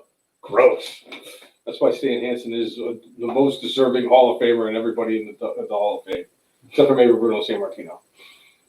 It's Bruno, then it's freaking Stan Hansen, and then it's everybody else, and then it's Drew Carey. Not the man who invented dirt or named dirt. Fine. Yeah. Bit by a cobra. Yep, I remember that. He did legit get bit by a cobra that was actually devenomized, but come on, Randy Savage eliminating himself in the Royal Rumble. They're like, no, you can't eliminate yourself, you stupid. But then Mil Mascaras eliminated himself. And they didn't care. Because Mil Mascaras didn't want to put anybody over.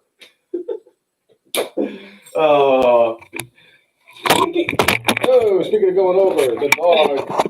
Oh, Petey. The dog has decided to knock over our camera stream here. I think we're good right there. Well,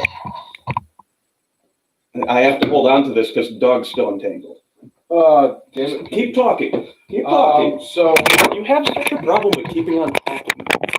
Surprisingly for somebody who has no problem talking every other time during his life. What else? Let's see what we got here. Talk about that. I thought that said Cassius Ono for a second. Oh, we also got Bobby Lashley against Ricochet this week in a not so impressive match. Ricochet did put over Bobby Lashley, no surprise. And after the match, Bobby Lashley and MVP beat the snot out of Cedric Alexander, which is setting up for tomorrow night's United States Championship match between Apollo Crews and the GOAT of U.S. champions, MVP, Montavious Porter. By the way, what's up, Jessica? Thanks for tuning in. Yeah. Sweet. That's what I was trying to read. Yeah. And then London Bridge is falling down. Anyway, so on SmackDown this week, we had some interesting things. Alexa Bliss, the first thing was Alexa Bliss was going to have a moment of bliss this week. Nikki Cross was going to be on the show, but she had a very surprise person that was going to be on the show. And I love the fact that WWE tried to swerve everybody, like, who's it going to be and who we think it's going to be. And it's like, I think we all knew that it was going to end up being Asuka, and it was because they were going to set up for Extreme Rules for tomorrow night. And it ended up being Asuka, and both Bayley and Sasha got involved in that segment, which led to a tag team match play out. As we got Asuka and Nikki Cross going up against the Boston Hug Connection, whatever the fuck they're called now. I really don't care because fuck Bayley. Bayley is the female version of Kenny Omega too, by the way, if you haven't figured it out yet. And we got that match, and Bayley and Sasha Banks did go over using nefarious tactics as Bayley got the rolled up pin on Nikki Cross using the ropes for the gain of advantage and to help them get the victory on that. Yeah, but I keep thinking that Bayley's going to lose the belt. I really do think that Bayley's going to lose the belt. And she's held that. I cannot believe she's held that thing for over a year. I thought they said 280 days, so she still has another couple of months before it's a year. You sure? Because she won it at Money in the Bank and then won the title at Money in the Bank. I could swear that they said on SmackDown that she had held the title for like 280 days. Okay. So, anyway. If WWE is wrong, then I don't want to be right. And there was another segment that was on Monday Night Raw that does feed into the pay-per-view tomorrow. We had Dolph Ziggler on the VIP lounge, and more or less that Drew McIntyre would be an unemployed loser if it weren't for him giving him a call and saying, hey, help me out. And, you know, that they were a pretty enjoyable team for the time they were around. I think they were tag champions for a short bit. They were tag team champions. But I enjoyed their thing, like, because Dolph was like, going, all these teams are trying to look like teams now. We're going to go in the exact opposite direction. We're going to not look like each other, and we're just going to, you know, he's going to be the power. I'm going to be the, you know, the speed guy. So the agility. Very interesting point I wanted to bring up with that, because I actually forgot about that. The Rock came out on social media this week and said, I don't care what you all think, Dolph Ziggler should take the title from Drew McIntyre. Yeah. So I thought that was a very interesting thing for The Rock to say. And The Rock's high on Drew McIntyre, too, but he said something along the lines of every time Dolph is out there, there is something a little bit different and special about the segments he's in, and The Rock appreciates that. Mm-hmm. The Rock says, and then The Rock says, and more or less McIntyre was like, it doesn't matter what you think. Yeah. Hey, you know, I hope he loses the title just for that. I would not mind seeing Drew McIntyre versus The Rock at some point. Sign me up for that match. Put it on at WrestleMania. I know The Rock's last match will probably be against his cousin. But Roman Reigns never returns from coronavirus. So there was that. And then at the end of this segment, McIntyre kind of got sick of Ziggler talking crap to him, got in his face, and Ziggler was trying to do the thing where he was having MVP shield him from McIntyre, and McIntyre, just being a tall dude, just much better work punch than John Cena's. Shocked. And Shane McMahon's. Yes. So, well, the crazy thing I always bring up with Shane McMahon is like, do you know how many people Shane McMahon has actually potatoed? And I think that's why he like does them so shittily. Because like when he had that thing with Undertaker a few years ago before WrestleMania, he legit punched him in the face, and like Undertaker had this gigantic black eye, and I think he hit him with the monitor too. Like when he, it wasn't like it was supposed to be a work, but he hit him, and obviously they know it's like, it ain't ballet, and Undertaker's like, don't worry, I'll get you back. but you know, it looked like a good legit punch from McIntyre. It was great. I loved how they did this, and you know, I don't think there are too many people out there that believe Dolph Ziggler is going to win this thing, but I think they're going to have a heck of a match, and they're doing what they can to bring up the past that they had and make this work. Whether it was bringing in Heath Slater, bringing up like, you wouldn't have had a job without me. I brought you up to the main roster, and you wouldn't be where you are right now if it weren't for me. So right. So I thought it was pretty decent for selling the match, even though like I'm not like super hyped that like as far as like going, I've got to see that. Like I know they're gonna have a good match, but I'm not like going, ooh, intriguing storyline.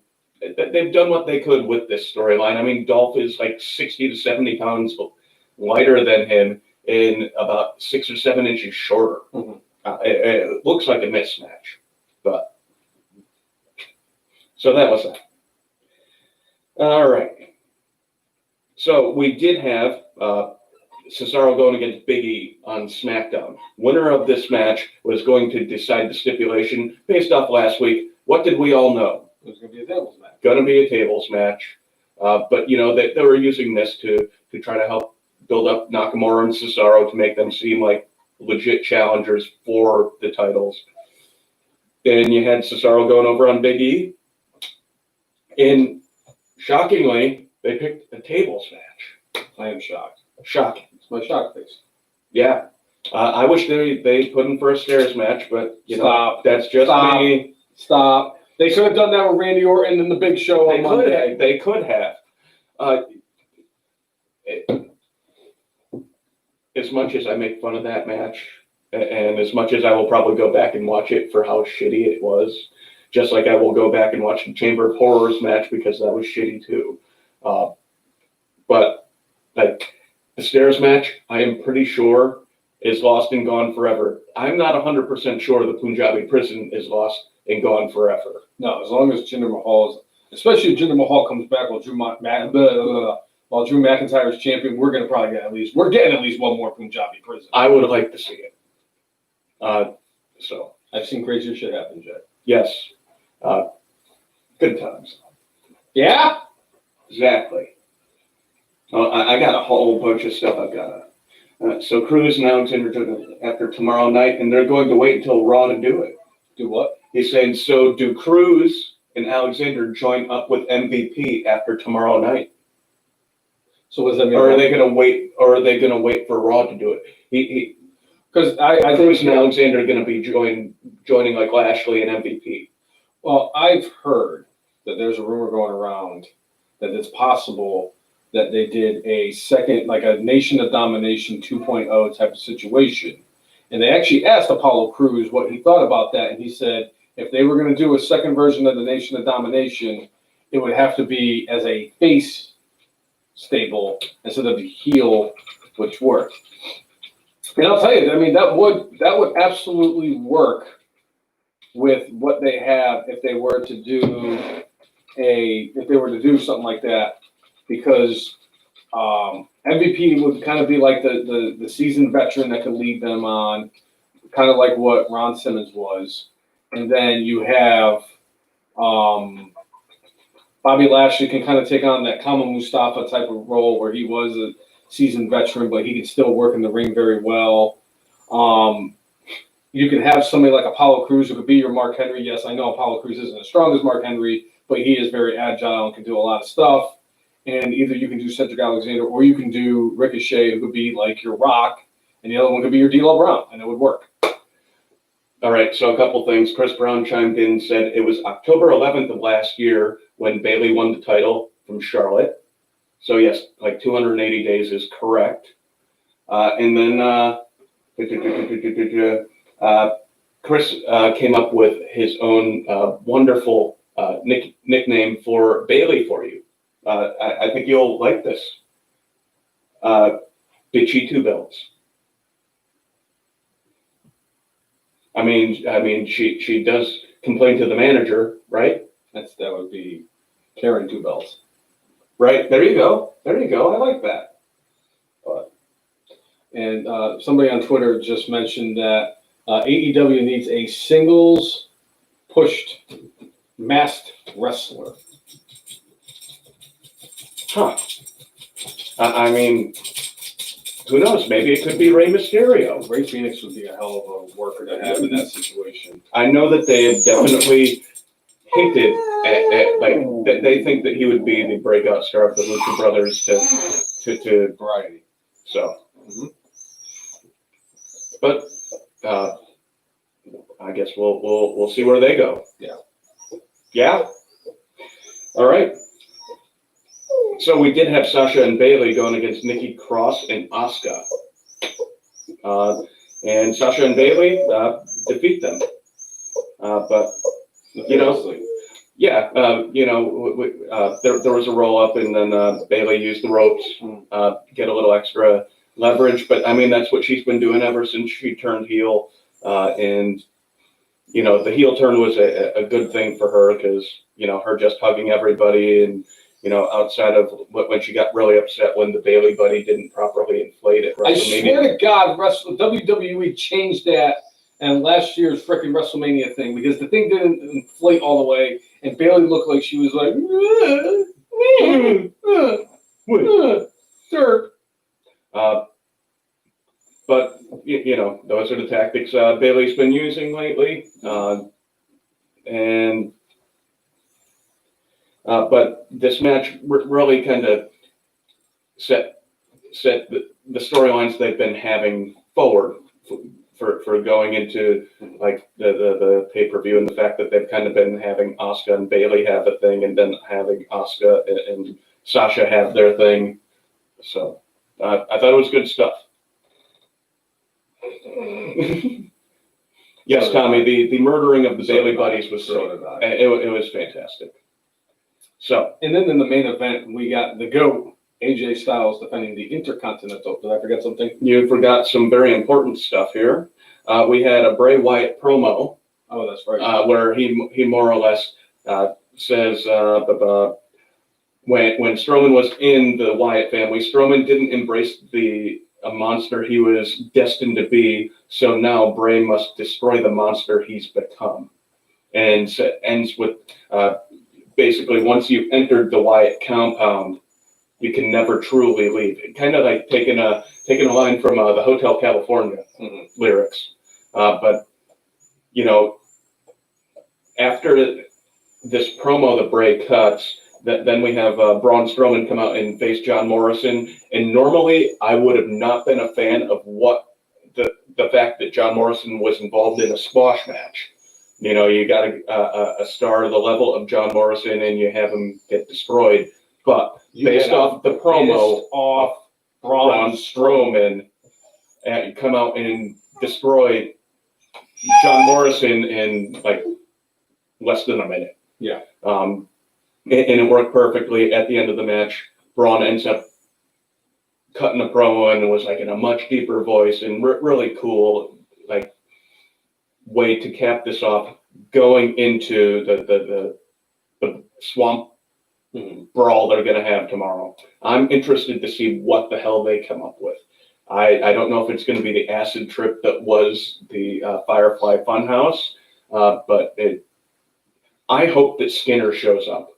I think we got a better chance of seeing Steve Corino is still part of the WWE, I think he's still like a backstage producer.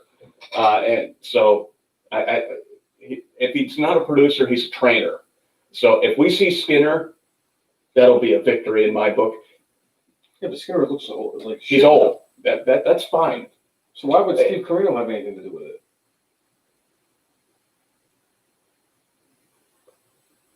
Steve Corino is Skinner. No, he's not. I'm on it. You just love going on your phone. No, because I do not think Steve Corino was freaking Skinner. Pretty sure it is. I could be wrong, but yeah. Yeah. Chris Moxley, Morrison's been jobbing since he returned, and that's probably Vince McMahon being mad at him for being away from WWE for 8 years instead of like a year and a half, like he was originally intending to. So, Steve Corino was not Skinner. okay. He was Mr. Baseball, though.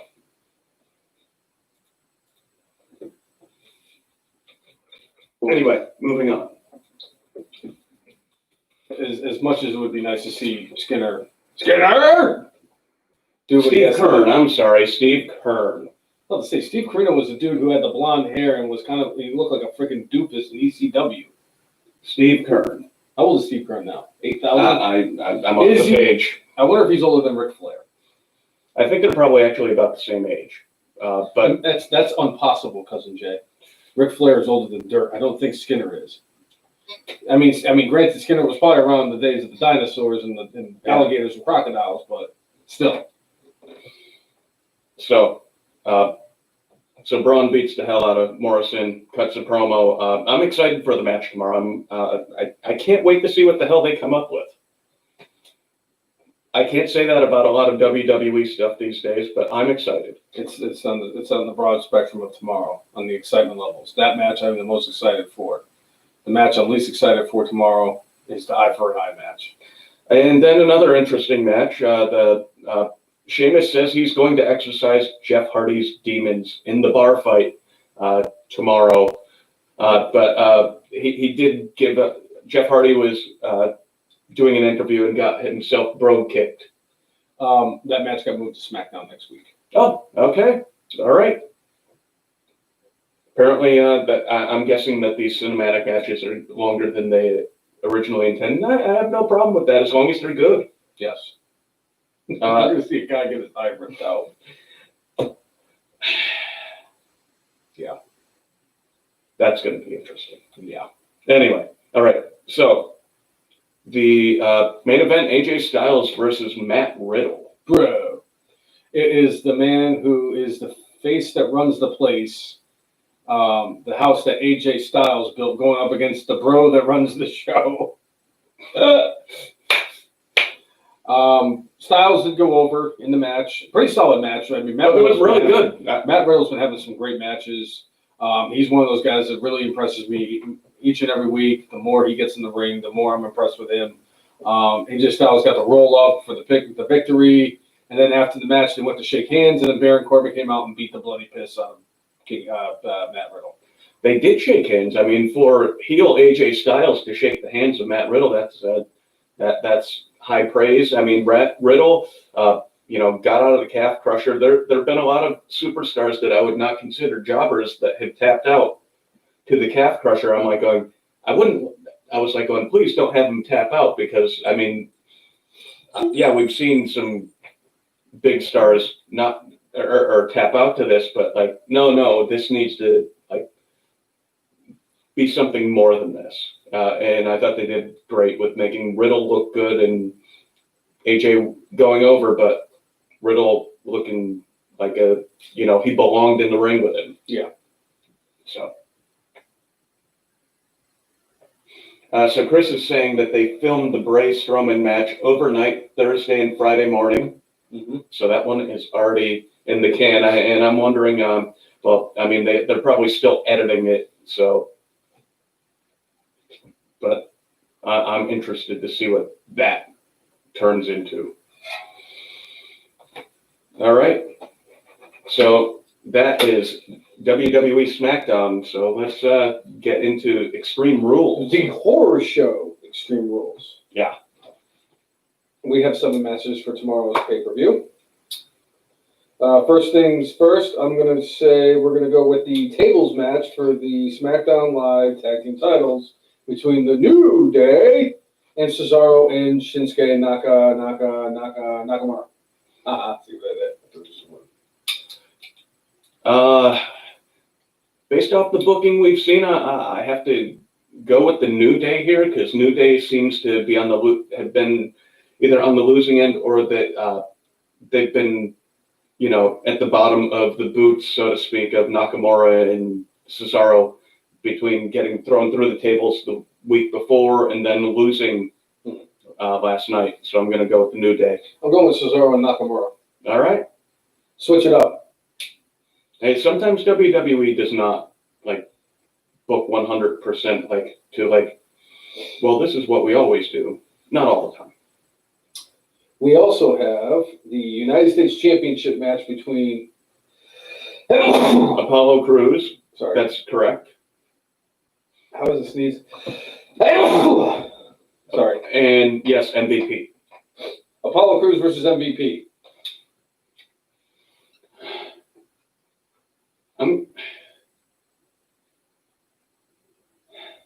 I think they're going to go with MVP. I don't know why it seems like too soon to take it off Crews, and it's like, is this a renewed push for him, or is this like they used to do with Shelton Benjamin back in the day, where it's like going, let's push him forward, let's not push him forward, let's push him forward, let's not push him forward, let's push him forward, let's not push him forward. Or what they've done with Dolph Ziggler a lot. Let's push him forward. Let's not push him forward. Let's push him forward. Let's not push him forward. You look like you're rowing. I am rowing. I'm a face Big Show. I'm a heel Big Show. I'm a face Big Show. Yeah. I also agree with you. I think it's going to be MVP that wins this match tomorrow. That's the one where I said I can't wait because I fucking love MVP, and I think he's going to win the United States Championship. Now, just remember,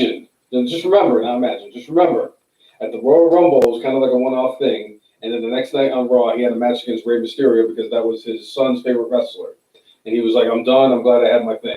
Here we are in July, and hey, look, MVP is fighting for the United States Championship. What the fuck, 2020? First you give us Ken Shamrock fighting for a title in 2020, and now we're getting MVP fighting for a title. All right, so Chris actually agrees with you, thinks Nakamura and Cesaro are going to win, and agrees with MVP. Okay. All right, let's see. Next, let's go with, well, fuck it, let's just get it over with. The eye for an eye match, where the only way you win this match is if you pull your opponent's eye from its socket, between Rey Mysterio and Seth Rollins.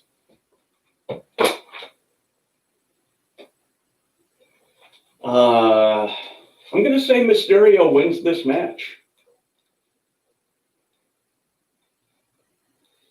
I'm going with Rey. My tinfoil hat theory for this match that I don't think is going to happen would be Dominik turning on his dad and helping Rollins out and becoming part of Rollins' faction. And he's the one who Pulls the eye out of his dad's head. that would be my tinfoil hat. But my strong belief is that Mysterio is going to win this match, and it's going to be funny, like seeing Seth Rollins with like an eye patch on Monday Night Raw. Because he already looks like a pirate. Kind of looks like Will Turner. Yeah, bootstrap Bill. So I'm going with Seth Rollins. all right. Because I don't think Mysterio is going to end up getting what he wants financially. So this will be, he'll lose the eye and then his job at the same time. All right. So, moving forward, we have ourselves a Wyatt Swamp fight between the Eater of Worlds, back and better than ever, Bray Wyatt, going up against the Monster Among Men, the OG, well, not really the OG member of the Wyatt family, Braun Strowman, the Universal Champion. I'm going with Braun here. I agree because all it is Braun's just going through all the phases of Bray to get to the Fiend. And he even said in his promo last night that the last thing he wants is to see the Fiend. So he needs to eliminate Bray Wyatt tomorrow, which means we're ultimately going to get the Fiend versus Braun Strowman at SummerSlam. And hopefully in between all that, we're going to get Husky Harris versus... I'm just being an asshole. I just want you to know that when I wrote out this next match, I don't even know what the hell I did wrong. Oh, I see what I did wrong. I added one too many letters. Bayley versus Nikki Cross for the SmackDown Women's Championship. Somehow I put an R in Bayley. So is it Brayley? It's Baylery. Okay. Like, I think I was writing Baylor as in, like, the college. Yeah. And I added a Y. Good for you. And I don't know why. All right. Bayley versus Nikki Cross.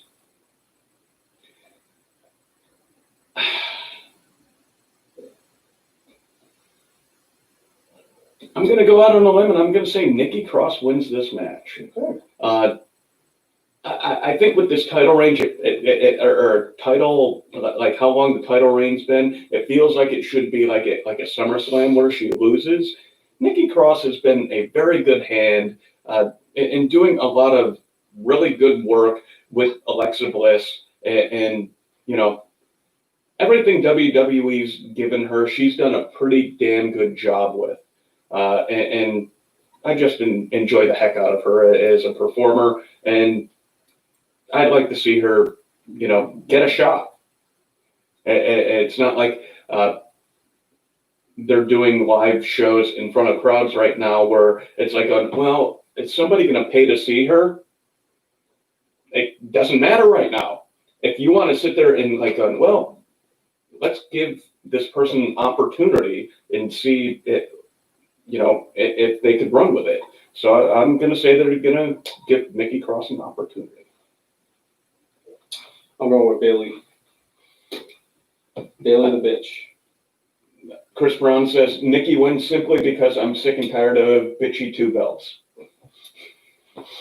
And speaking of bitches, Sasha Banks is fighting for the Raw Championship. You shouldn't put that in Championship. front of your mouth. Sasha Banks is fighting Asuka for the Raw Women's Championship. Who are you picking, and why is it going to be Asuka? Because she's the GOAT. That's all you have to say. You got it. Your point was made. Perfectly good. Asuka is the best female wrestler on the entire women's division. I think it would be stupid for them to take the title off of her as quickly as they could if Sasha does it. But I could also see a scenario where they give the title to Sasha, because let's reward bad behavior and insubordination. But I'm going with Asuka. So one thing that it happened was Kairi Sane did say she's ready for Asuka, and they're going to have a match, I think just before she leaves to go home. But also, this was one of my favorite things that happened this week on Raw Talk. It was Kairi Sane and Asuka, and Kairi Sane came out and had one of those what the heck do you call it? The stuff you it was like a wood flute. Mm-hmm. And there's a guy online who does his version of "My Heart Will Go On." He does it terribly. Yeah. And it was a similar, like the recorder. And she's just playing, and Asuka is making these faces and just getting really into it. It was the greatest thing in professional wrestling this week. And I love Asuka. Everybody does. Well, everybody but Vince McMahon, I guess. And finally, for the WWE Championship, Drew McIntyre against Dolph Ziggler. Drew's going to win this thing. I think they're setting up for he and Orton at SummerSlam. If Dolph wins, who's Dolph going to go with? Is it going to be a rematch against Drew? And is that going to sell pay-per-views for the second biggest show of the year? No. Even though pay-per-views aren't really a thing so much for them anymore. But even so, more people I think would be interested in Drew McIntyre and Randy Orton than Dolph and Drew. I'm going out on a limb. I'm going with Dolph Ziggler. All right. Because you know why? Because Vince McMahon still sniffs the asshole of The Rock, and whatever The Rock says, Vince McMahon is going to do. The Rock says. Although the one person that I'm actually surprised who's got buried by Vince McMahon is Ricochet, considering that The Rock is a huge fan of Ricochet's. So, well, I think that I can see that. I can see Dolph winning this match. I really can. Yeah. Just as a kind of like a let's swerve him a little bit. And then Otis Dosovich cashes in on Monday Night Raw, and he takes the title, and we get the Dozer versus Randy Orton at SummerSlam. So Chris came up with, he thinks the stipulation for the match will be that Dolph is going to say that the Claymore kick is outlawed for the match. That sounds pretty darn reasonable, and he thinks that we're going to see him use the Scottish Kiss to end the match. I love that name of that move. I think it's perfect. Scottish Kiss is a fucking headbutt. I love it. Okay, I don't hate it. Yeah. All right. So let's get to the good, the bad, and the brainless. All right. What is your good for this week? We just talked about it. Asuka and Kairi Sane doing like the thing on the wooden flute. It was absolutely hilarious. It was. I loved everything about that. Asuka's faces, the poor rendition of whatever song Kairi Sane was doing. Like, I know enough about music to know that she was hitting some sour notes, and I'm like, but Asuka acting like it's the greatest thing she's ever heard made it just so much better. So good. So good. My good for this week is the fact that Orange Cassidy dumped a shit ton of orange juice on the inner circle. Yeah. Freshly squeezed. Indeed. Orange Cassidy. All right. What's your bad for this week? My bad this week is Brian Cage losing in the fashion that he did. I know it was a way for him to, as he came out and said, like, well, I lost a match, but I'm still unbeaten, is the way he's trying to spin it. But it's like, this is one thing I would say that I am a little, like, as far as booking of AEW goes, where you bring in this person that you have a lot of hype for, and then you have them lose a big high-profile match, which they're back of the line and mean nothing, and all right, who's next in line? And I mean, obviously, it looks like MJF is the next thing going, but like, you brought the FTW title out. You have Taz speak so highly of Brian Cage as if he is God, and he loses. So, yeah, bad.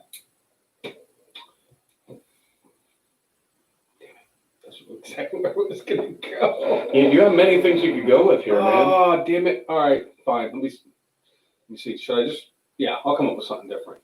Okay, so my bad for this week is going to be... let me think for a second, because you actually took my bad. Fuck it. I'm going with the same thing. Okay. I don't want to have to... Why am I going to try to take my last 3 brain cells and try to come up with another bad? I might as well just go with the same bad. Because I thought it was stupid, and it's kind of like, it's the same thing I felt like after Brody Lee got the chance to do it, because it's like, all right, basically you fight Marco Stunt and QT Marshall and a bunch of local competitors, and you get a freaking AEW title shot. Brian Cage wins the briefcase. Maybe the poker chip. Maybe you don't have him in that match. Maybe you just have him get built up and just eventually go forward. Obviously, it does look like they're going with MJF as the next person in line. But I think that this is just bad, and I didn't like it. And the fact that Taz threw in the towel makes it even worse.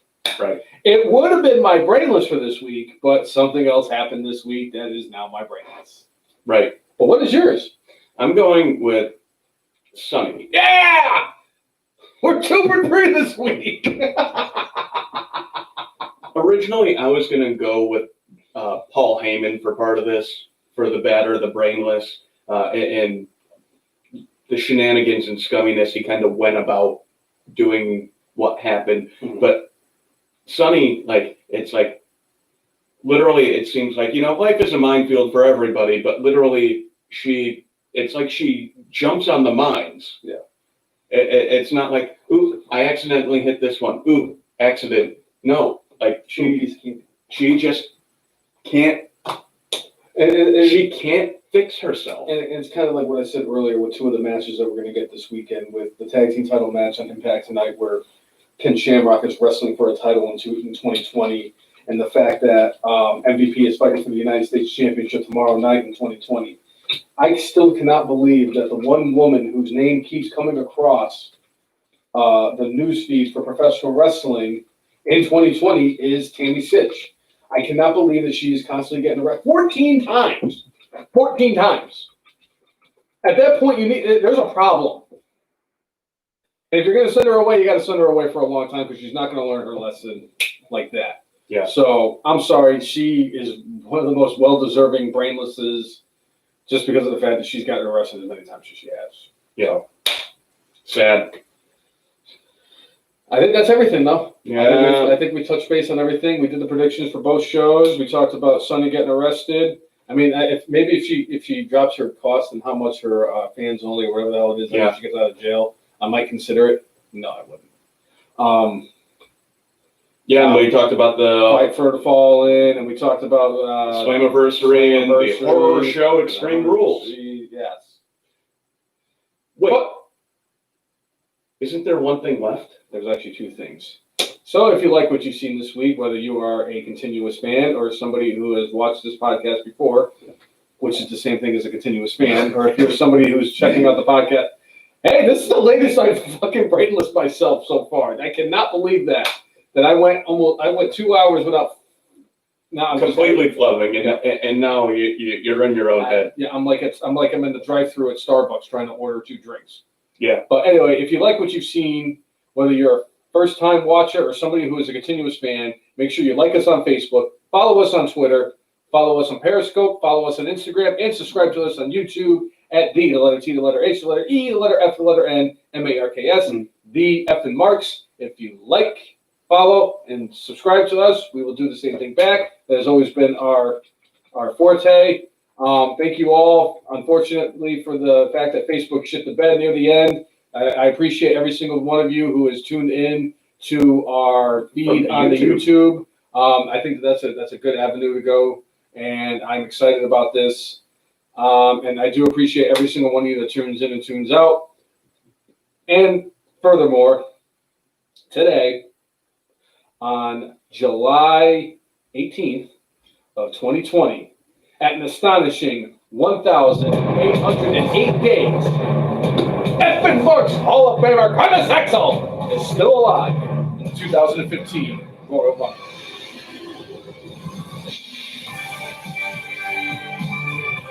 Right. Which is funny, because we didn't even mention him as a possibility of coming out tonight. We didn't. Or the fact that he could be somebody in AEW. I'd love to see him come back to WWE. As much as I hate the fact that WWE is shit bombs, but I still love Curtis Axel. Before we completely sign off, one interesting tidbit of news is Brock Lesnar is not going to be back in the WWE ring anytime soon. And it didn't say specifically because of coronavirus, because obviously Vince McMahon could probably make some sort of deal with somebody to get him over the border. But basically, Brock is not going to be back in the WWE ring for a while, and that's why I put over McIntyre so strong at WrestleMania this year. Which means we'll see him at SummerSlam. Sorry. I don't believe it. He would be in an advertised match, I think. If they're going to sneak him across the border, they're going to do it for more than one night, I think. Fair enough. Anyway, for episode 183 of the F and Marks podcast, I'm Jay. And I am the brainless one. Make sure you mark out with your guac out. See everybody. Thanks for tuning in. We'll catch you next week. Bless you. Thank you. Bless you. Thank you.